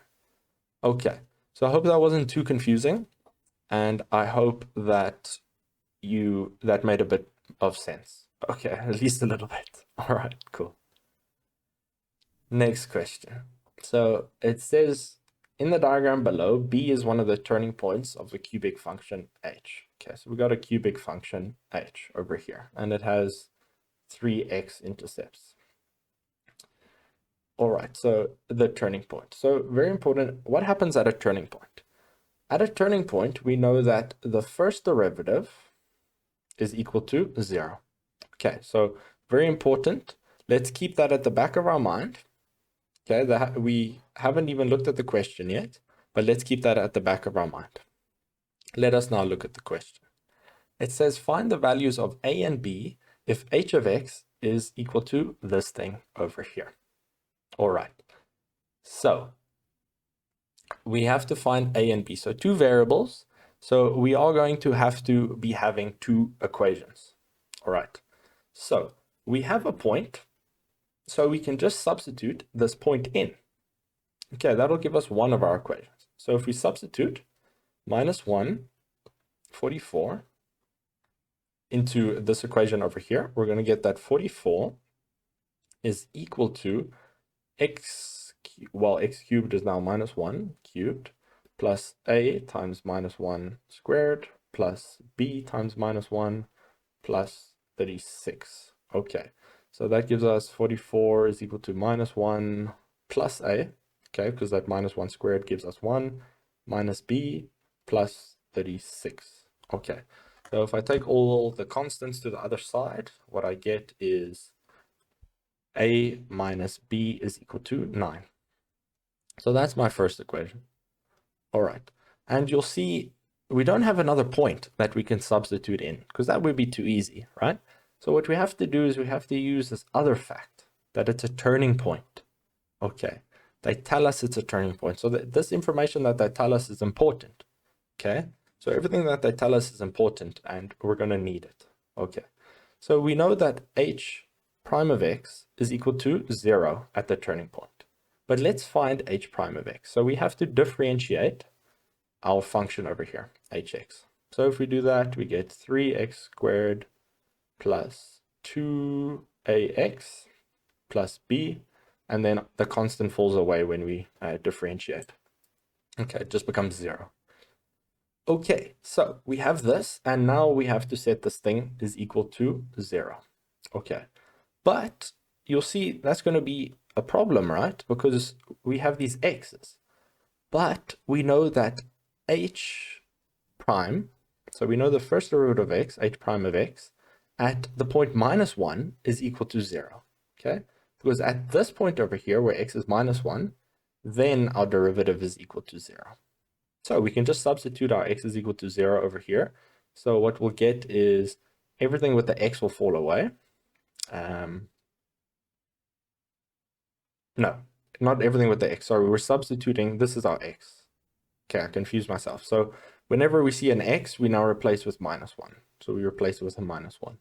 So we will be getting 3 times minus 1 squared plus 2a times minus 1 plus b is equal to 0.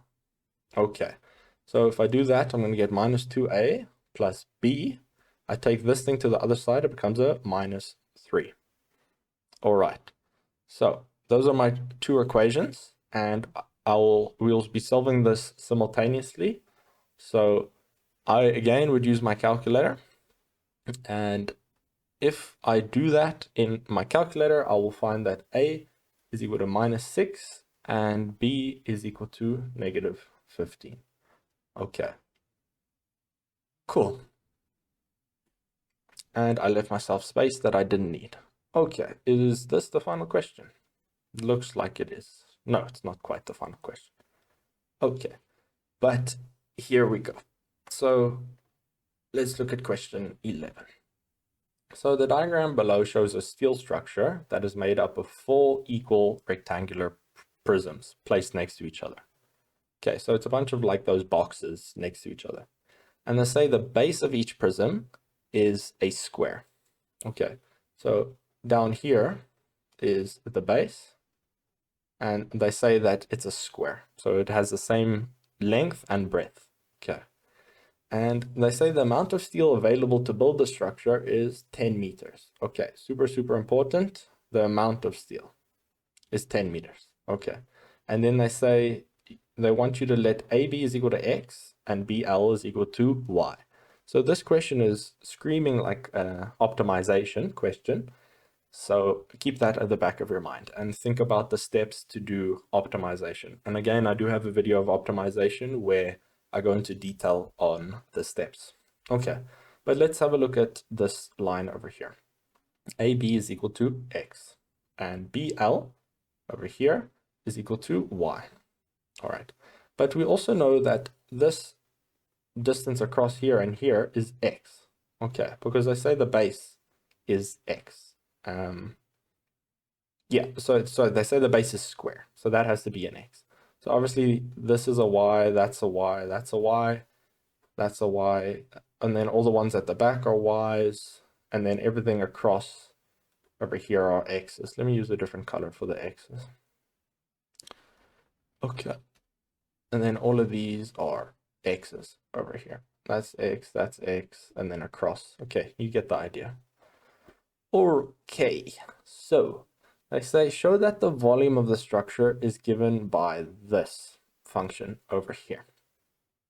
All right, so the first, the thing is here, if you would do a normal volume calculation, you'll see that it would be 4 times, right, because we have 4 boxes, and you say the area of the base, x squared, times y. Okay, wait, let's actually write that. Let's write that. Okay, so we have that the volume is equal to, it's going to be 4 boxes, and it will be the area of the base, which is our x and our x, so x squared, times y, our height, which is y, times y.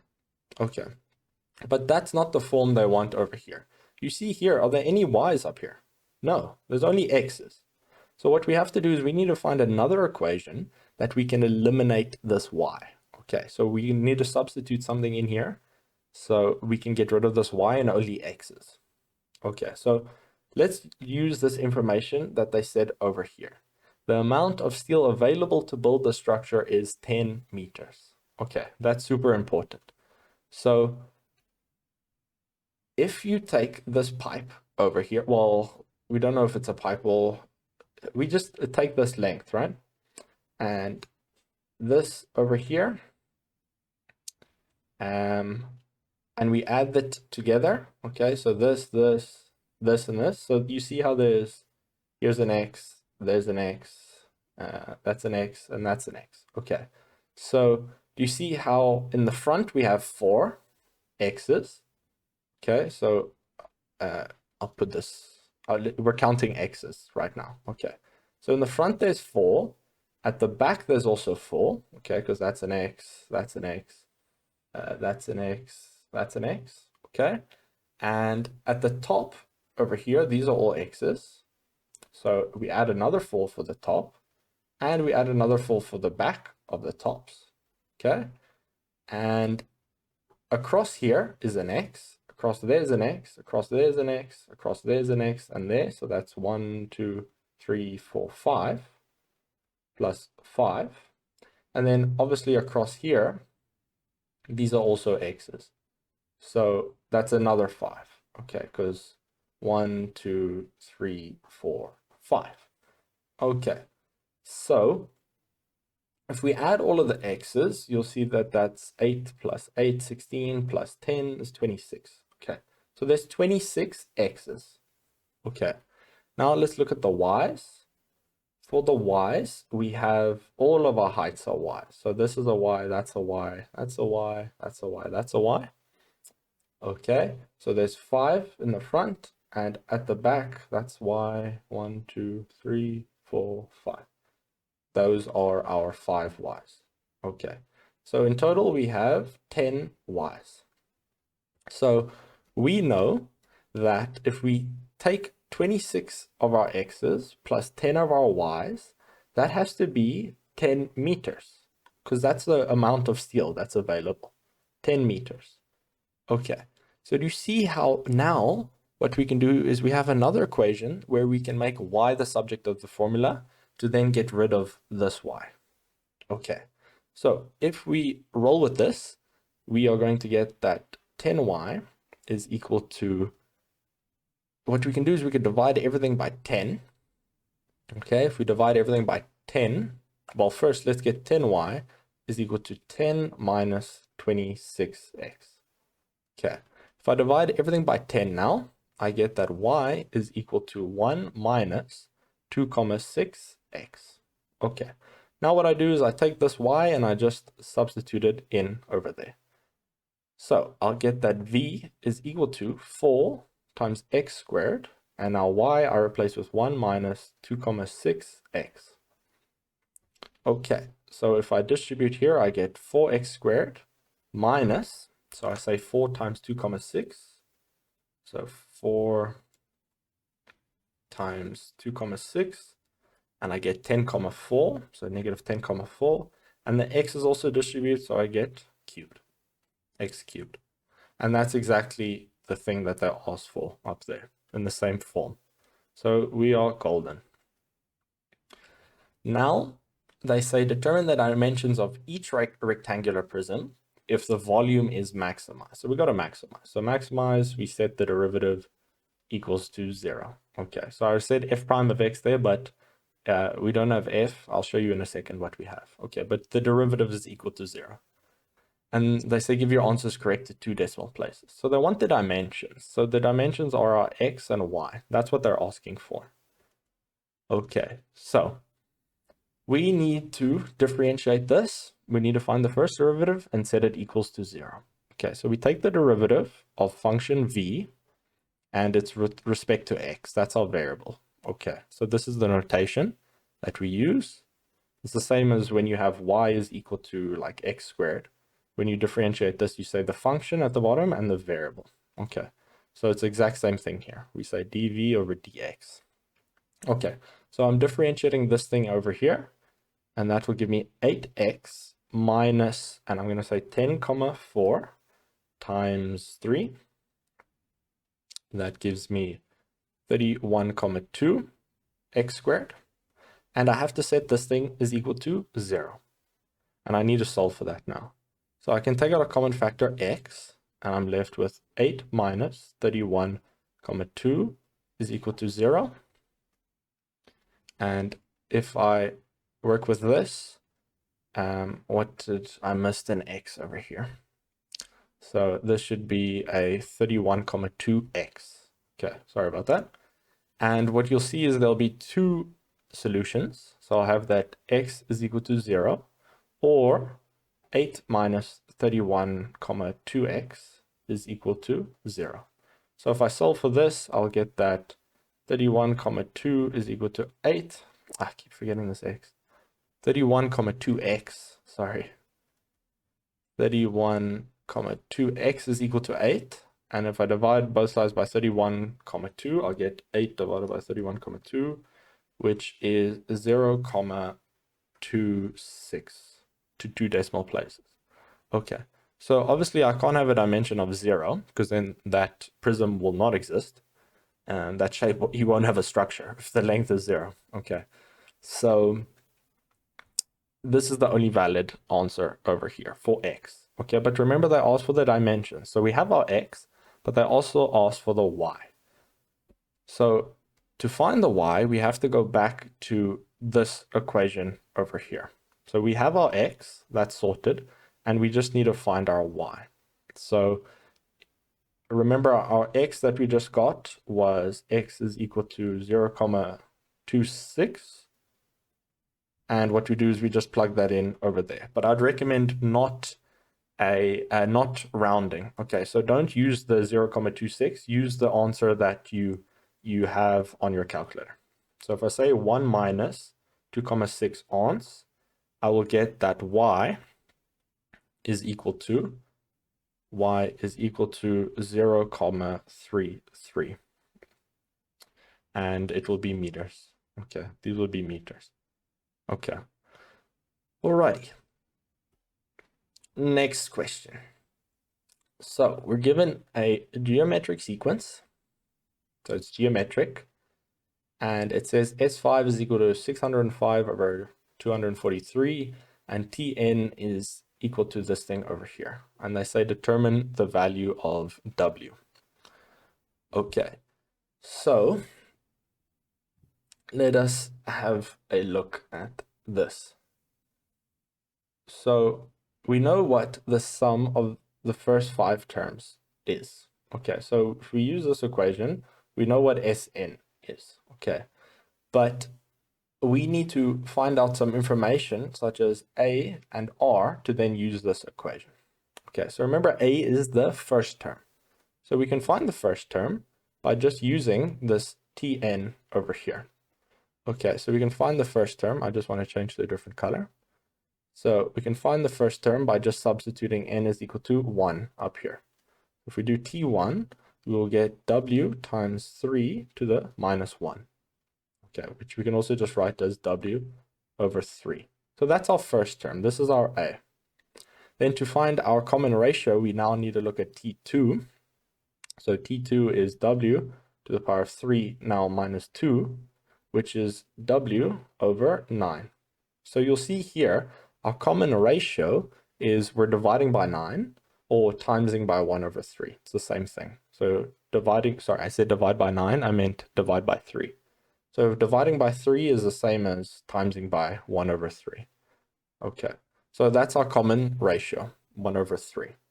So now we have everything we need to then use this equation at the top right. So I will write the equation for us. Sn, the sum of the first n terms, is equal to A times R to the power of n minus 1 over R minus n. So let's substitute what we know. We know the sum of the n terms, which is given over here. We know our A and we know our R. So on the left-hand side, we are going to have 605 over 243 is equal to, and now we put our A is a W over 3. And now what we do is we open a bracket, and our R is 1 over 3, and our N is 5, okay? Because up here, we have the first 5, this is the first 5 terms. We're summing the first 5 terms. Okay, so that's why it's 5 minus 1. And then all of this is over R minus 1, which is 1 over 3 minus 1. Okay, so let me make a new slide for us here. We're going to need the space, and let's keep rolling with that. We've got to simplify some things. So if we look, let me move it to the next slide for us. Okay, so I've copied this from the previous slide for us. If we keep rolling with this, we'll get that 605 over 243 is equal to W over 3, 1 over 3. We can actually simplify that. So 1 over 3, we say 1 over 3 to the power of 5 minus 1. So that gives us minus 242 over 243. And here at the bottom, we're left with 1 over 3 minus 1, which is negative 2 over 3. So what we do now is we times this left-hand side by what's ever here at the bottom. So I'm saying, let me write out what I'm running. I'm saying 605 over 243 times by negative 2 over 3. And that's equal to W over 3 times this thing over here, 243. Okay, so if I put that on the left in my calculator, I get, what do I get? I get negative 1210 over 729. I'm writing it as fractions because it's a lot easier, and I'm not rounding at every step. Okay, so I really recommend leaving it as fractions. Otherwise, you're going to mess up. Okay, So then over here, what I can do is I can now divide both sides by this term on the right. Okay. So I can divide by this thing because I want to get rid of it.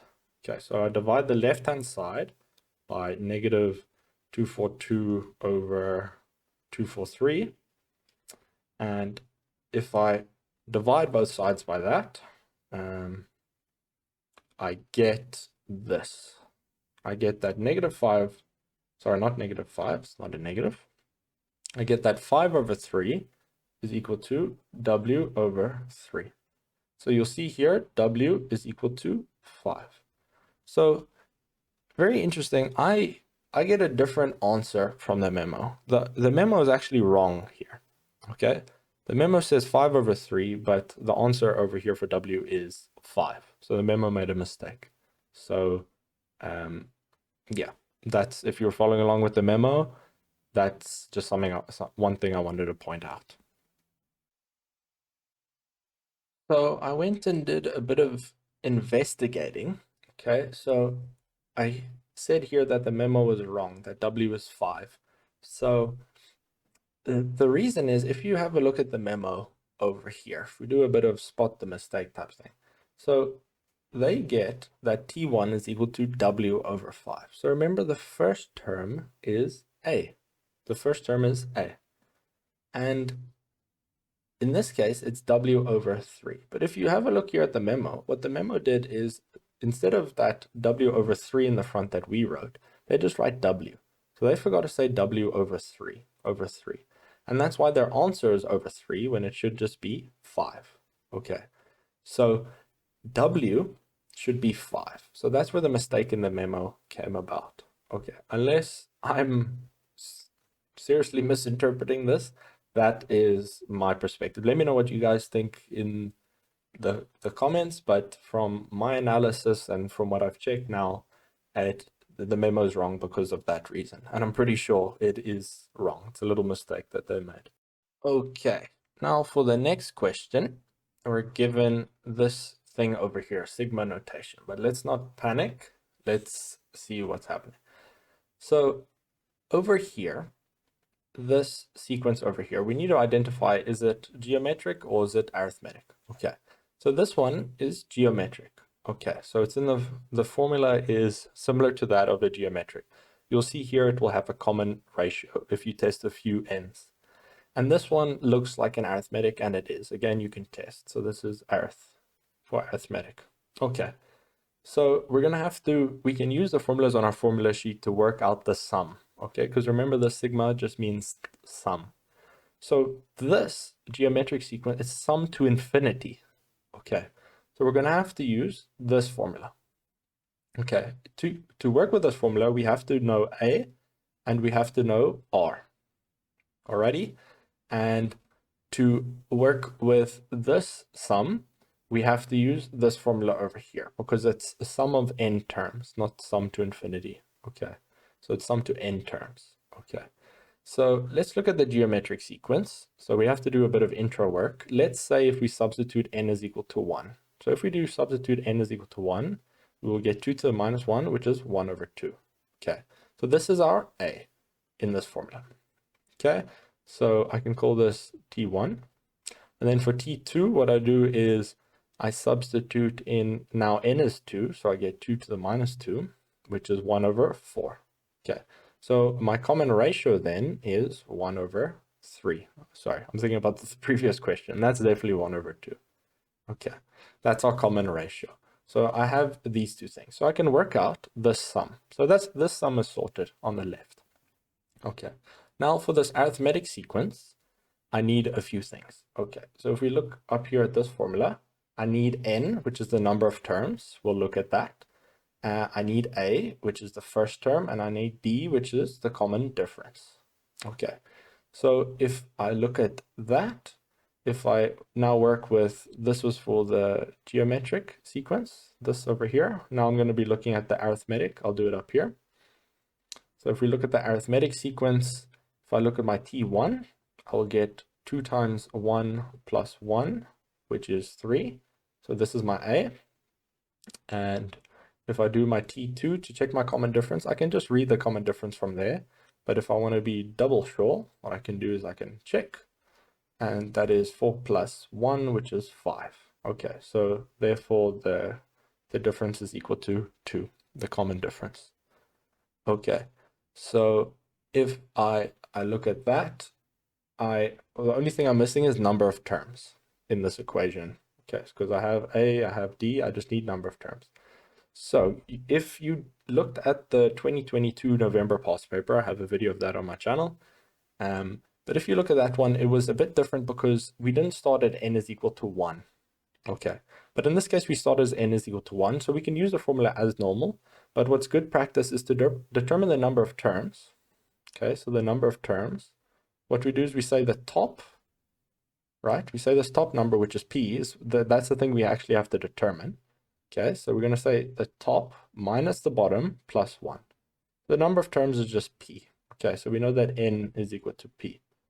All right, so now we have everything up there in that formula. So we need to substitute everything in there, and we know that the sums are equal to 484. And when we do that, we then need to find p. Okay, that's the thing we're looking for.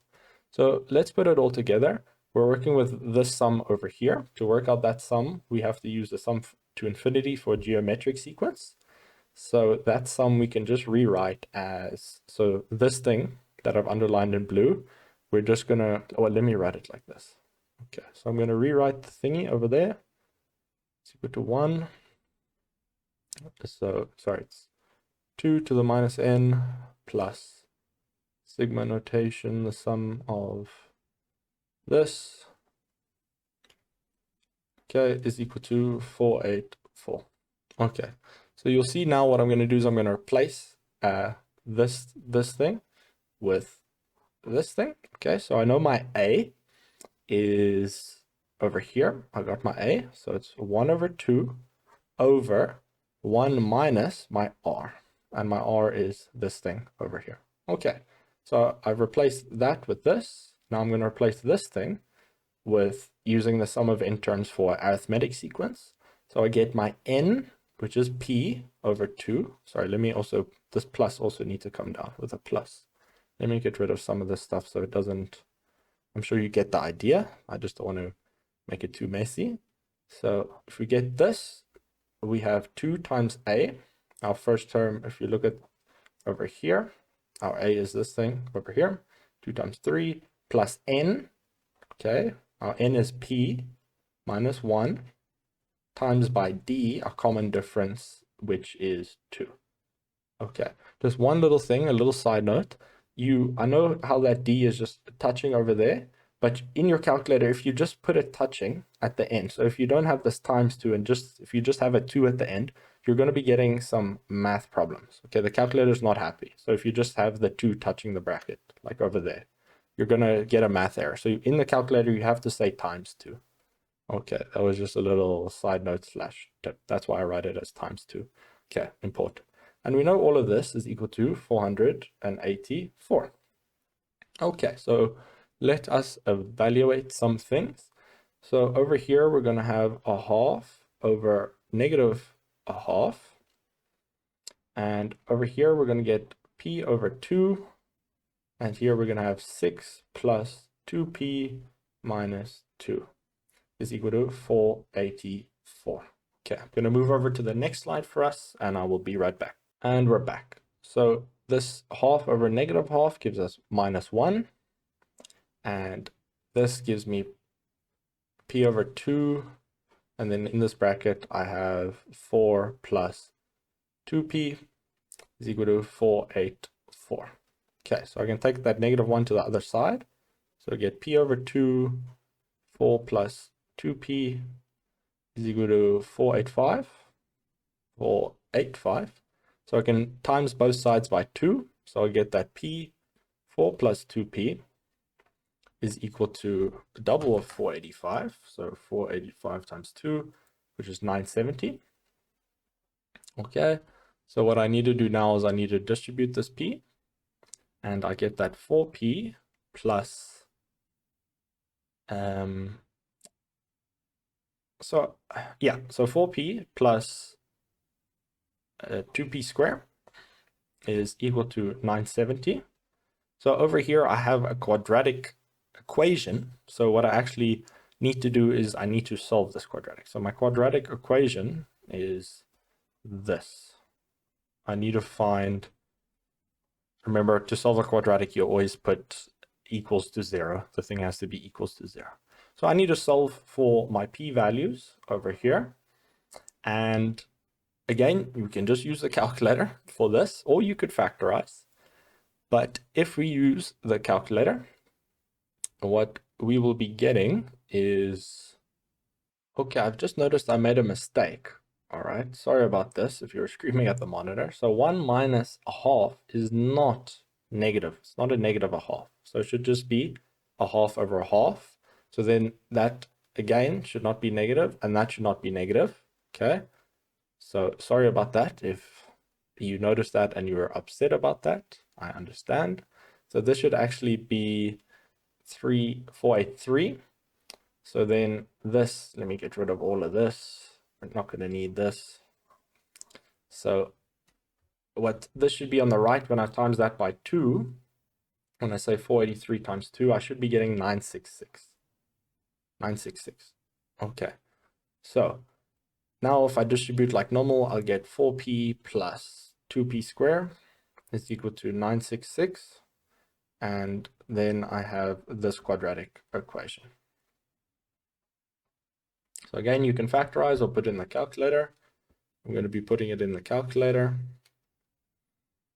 And we will get two solutions for p. P is equal to 21, or p is equal to 23, negative 23.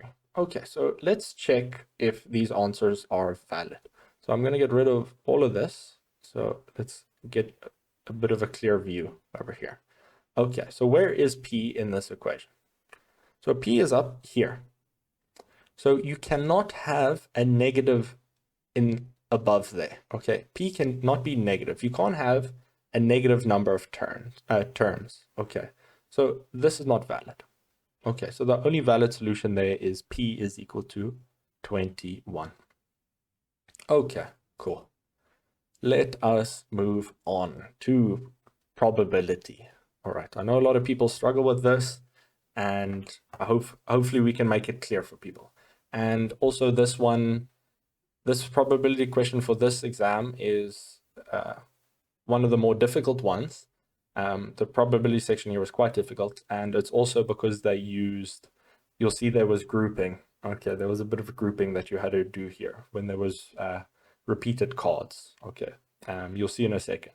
But don't let that scare you. I don't mean to scare you. I hope I can make it easier for you. Okay, so let's have a look. You're given 8 cards. Each card has a number on it as shown. All right, so we have 3, 5, 8, 8, 7, 4, 5, 5. Okay, and they say how many unique 8-digit numbers can be created with the cards above.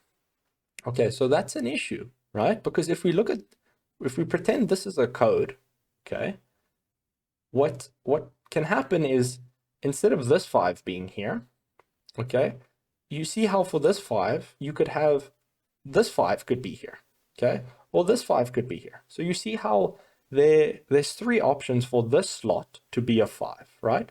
Because let's call this 5, 1, 5, 2, 5, 3. Okay, let me make this a bit clearer. So this is 5, 2. So you see how I've just labeled this as the first 5, this is the second 5, this is the third. So you see how 5, 1 can be in this place, 5, 2 can be in this place, and 5, 3 can be in this place.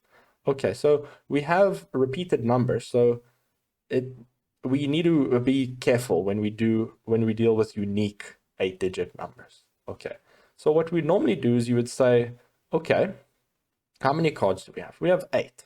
Okay, so if we have 8 cards, right, normally there would just be 8 factorial options, right? But what we have to do is we have to look at our groupings. Okay, so you'll see here we have a 5, 5, and 5. Okay, so we have a group of these, okay, and this is 3. There's 3 of them, and we also have 2 8s. So we have an 8 and an 8 and those have 2. So in any slot that there's an 8, there's 2 options for that. Okay, so again, this could be 8-1 or 8-2 in this slot. So in this slot, we could have 8-1 or 8-2. Okay, so there's 2 options for every 8 slot. So what we have to do is, in this case, when we have this stuff going on here, where we have repeated numbers, you can't just say 8 factorial, right? So some people would do this method, which I also do encourage, but it doesn't really work here. Normally you would say, okay, in the first plot, there's 8, 7, 6, 5, 4, 3, 2, 1. That's how you normally do, right? But because we have these repeated numbers, you can't just do this. Okay, you have to look a bit deeper. Okay, and the method is here, we just take the 8 factorial, but what we do is we divide by 3 factorial and 2 factorial. Okay, so we divide by 3 factorial times 2 factorial. So you don't have to write that times though. Okay, so that's what we have to do here because of this repeated numbers. Okay, we have to do that. All right, so if you put that in the calculator, you should be getting that this is equal to 3,360. Okay, so that's how many unique 8-digit numbers there are. Okay, let us look at the next one. They say, what is the probability that an 8-digit number created will be greater than, this is 80 million, and divisible by 5? Explain your calculations. Okay, so let's have a think. It needs to be greater than 80,000. So how can we have a number that is bigger than 80,000? So, sorry, 80 million and divisible by 5. So if the number is divisible by 5, it needs to end in a 5. Okay, so it has to end in a 5. So in this case, we have end in 5. Okay, but to be greater than 80 million, it has to start with an 8.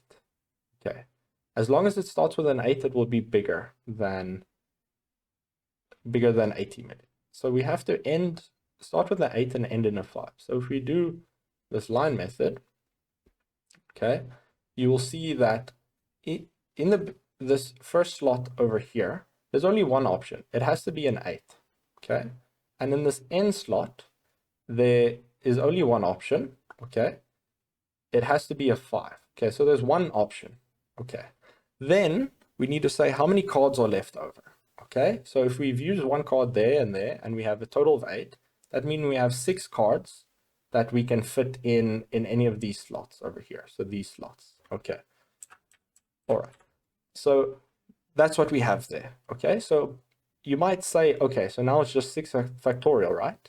But be careful, right? We've used 1 8 in the beginning, okay? So that means we have 1 8 left, okay? And we use 1 5 at the end, but that means now that we have, because remember we had 5, 5, and 5, so there were 3 5s. But if we've used 1 at the end, that means that we now have 2 5s that can now be moving around, okay, and can be in the same spot. So remember 5-1 and 5-2 could possibly be in that slot. Okay, so there are 2 repeated. So there's a total of 6 cards, but we have this repetition of these 2 5s that are left over. So this thing we have to divide by 2 factorial. Okay, I hope that makes sense. I hope I'm not being too confusing. All right, so that's the case over here. Okay, so that will give us the number of options. So if we put that in our calculator, this will be the number of codes that meet this criteria, that are greater than 80 million and divisible by 5. So this is 360. But very careful, they ask for probability. Okay, so probability. So we have to answer what the probability is. So we'll say that the probability is equal to the number of conditions that, the number of codes that meet, or the number of numbers, sorry, the number of numbers that meet our criteria divided by the total number, which was given up here. Okay, the total possible codes.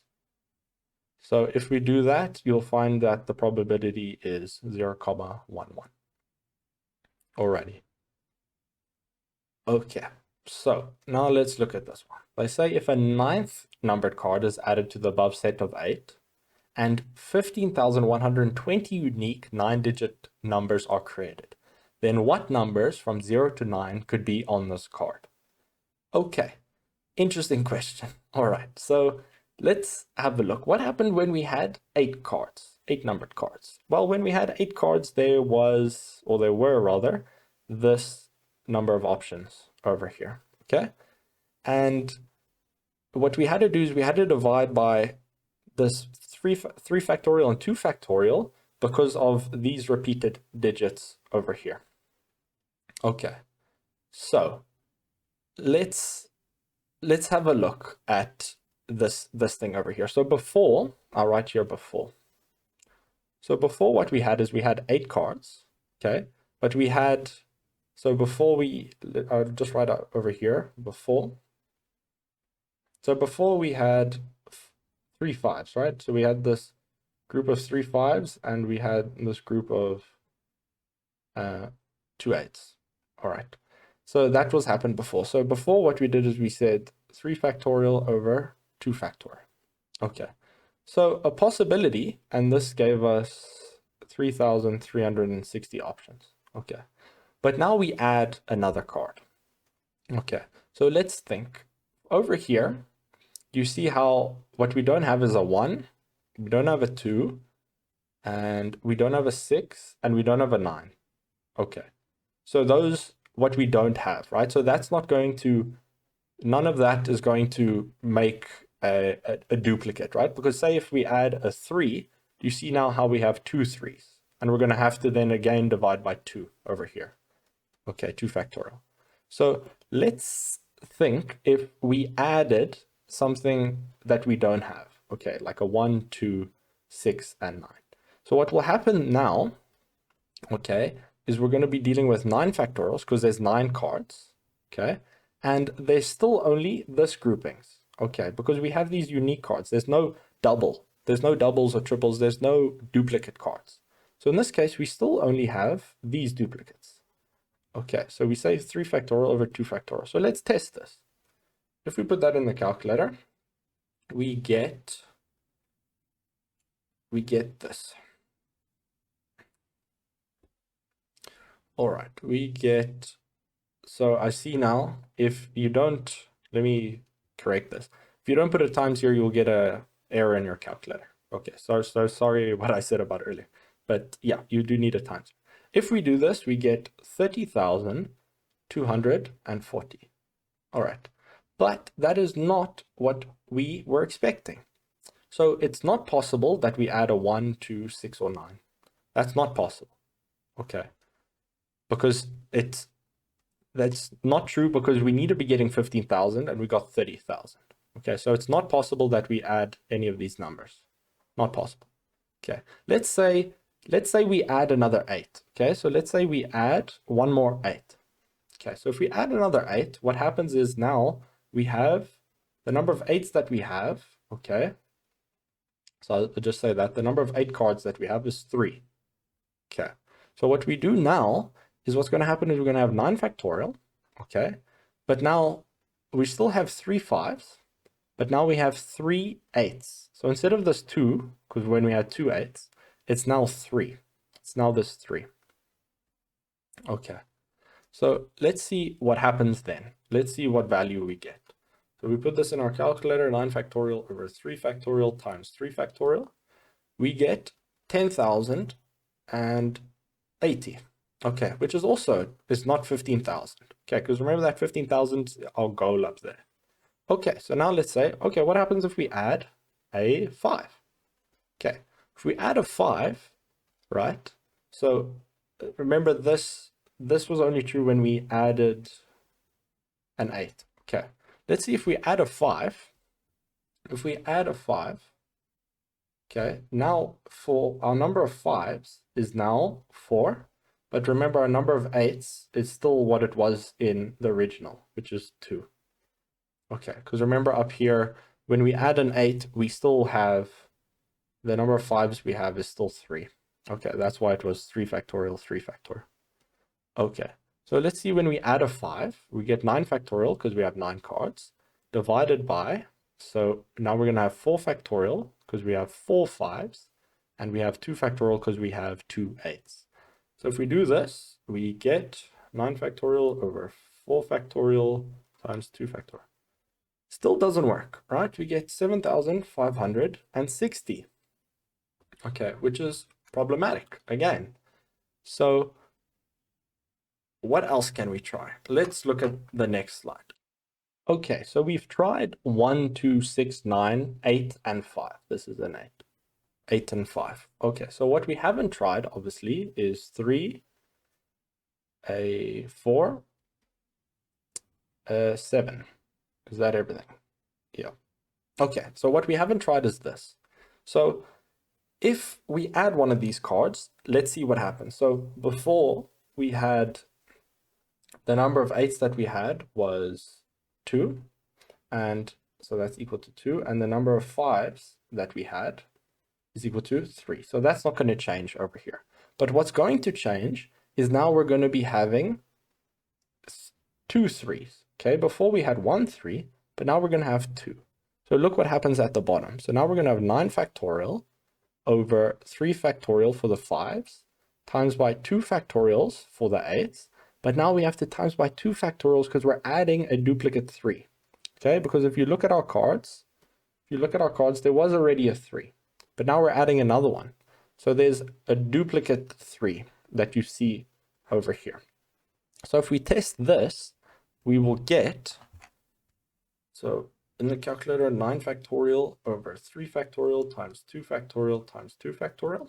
And we finally get the 15,120. Okay, so that was our goal. So if we add a 3, a 4, or a 7, then we are sorted.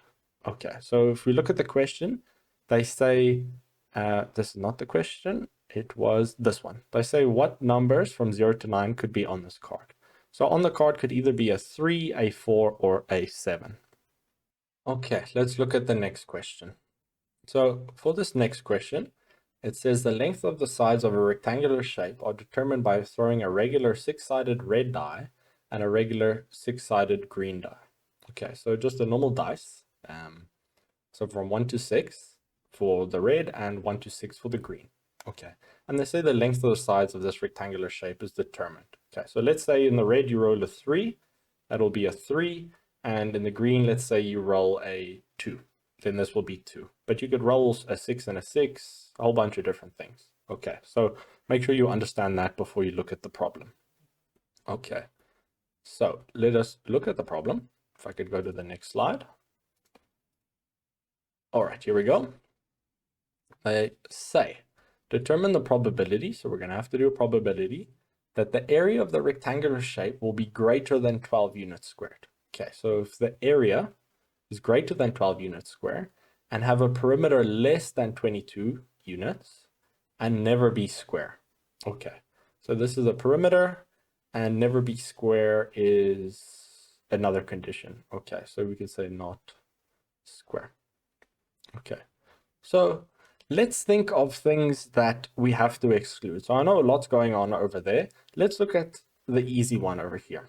This never be square. So well, let's talk about what the total number of options are. Okay, so because we have to do probability, we have to know our total number of outcomes. Okay, so because you have 6 options for the red die, and you also have 6 options for the green die, the total number of outcomes is 6 squared. Okay, if you do the tile method, there's 6 options for the red die and 6 for the green, so we say 6 times 6, which is 6 squared. Okay, so there's 36 total options. So we know when we do probability, it's going to be something over 36. Okay, so that we tackled out the way. Now let's go back to the square. Let's see what some combinations are that we need to exclude. Okay, so let's see at some things we need to exclude.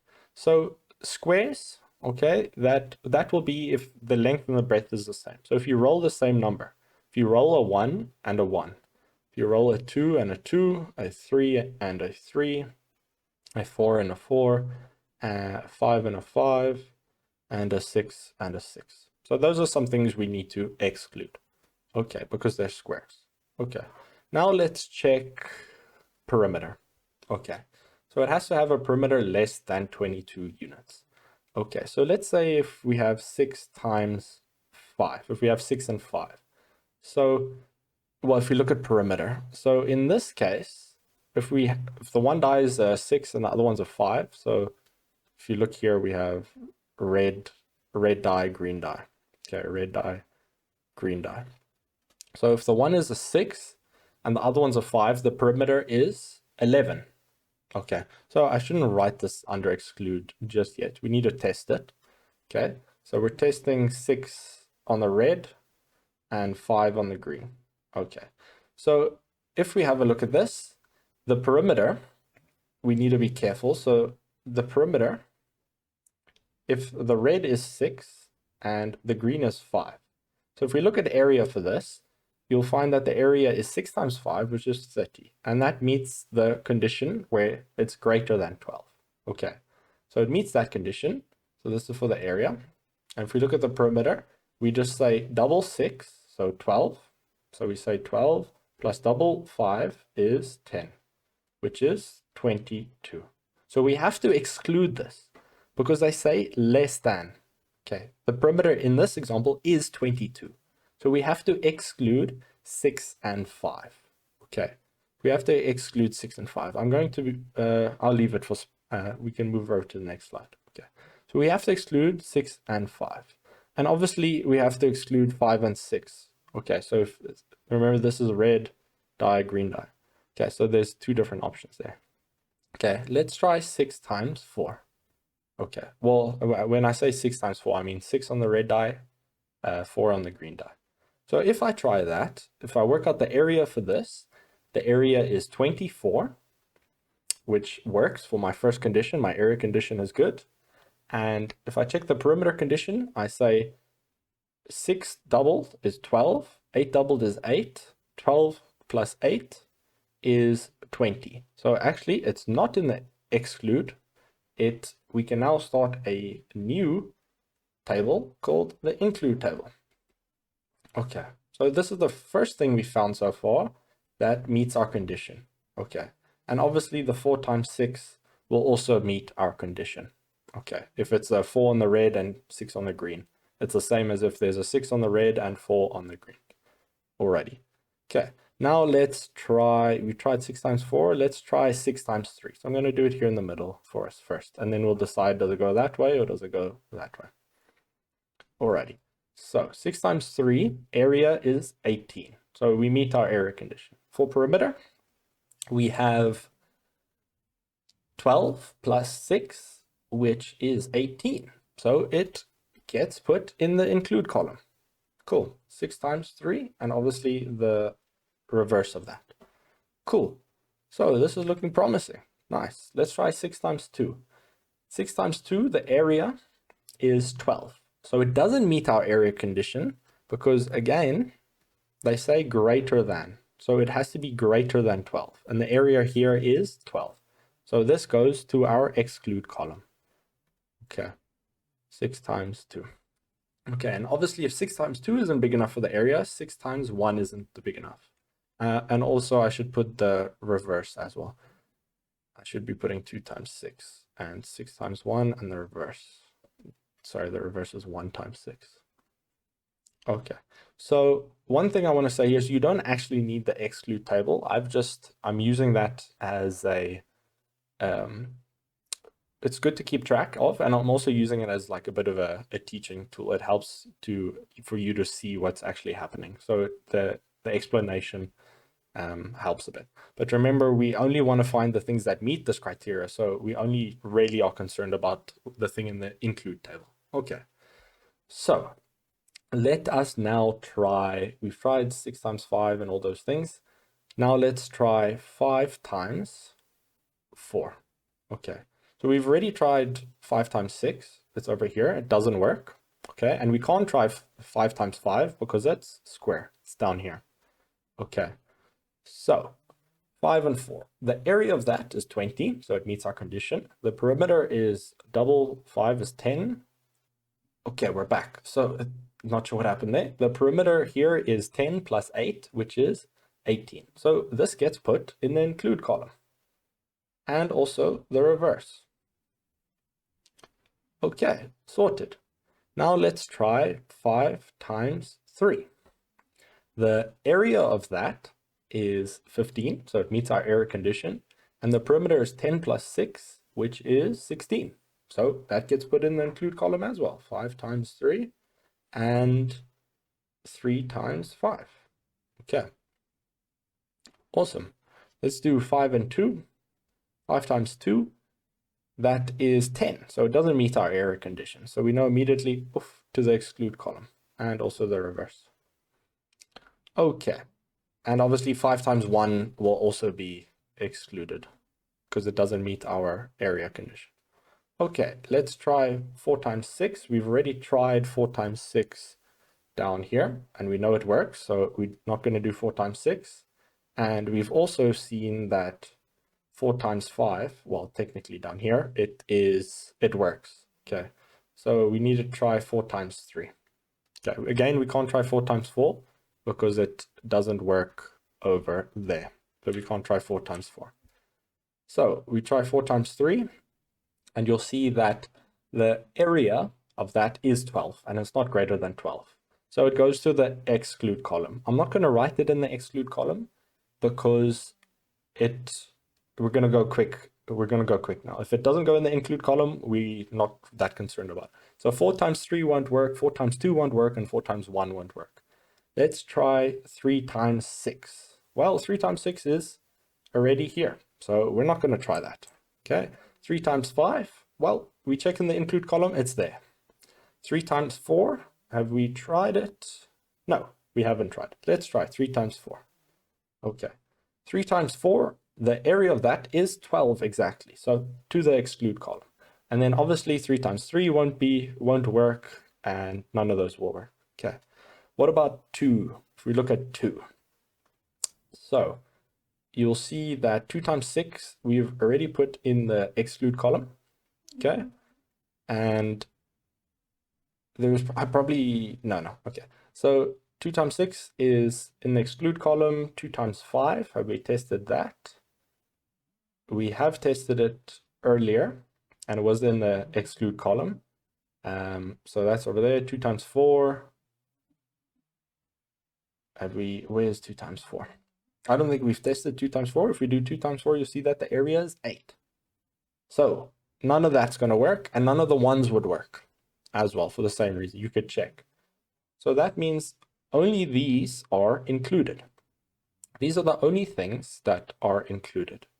So if we count how many we are, this is 2, 4, 6, 8. Okay, I'm counting in twos. So I actually should be, just to be more clear, that these are 2, that's 2, that's 2, and that's 2. So we know we have a total of 8. So there's a total of 8 here. And we know from the previous slide that the total possibilities is 36. Okay, so we have to write probability because the question asks for the probability up here. And we say that it's our number of options over the total number of options, which is 0.22. So that's our probability. Okay, and that is the paper done. So I do hope it was helpful, and I hope it wasn't too confusing in any of the sections. It was a bit of a complicated paper, and yeah, I was a bit different in this style of video compared to the other past papers. So if you have any comments on things you liked about the video, if you didn't like, things I could maybe improve on, I'm more than happy to have those, and they're welcome, and I do appreciate them.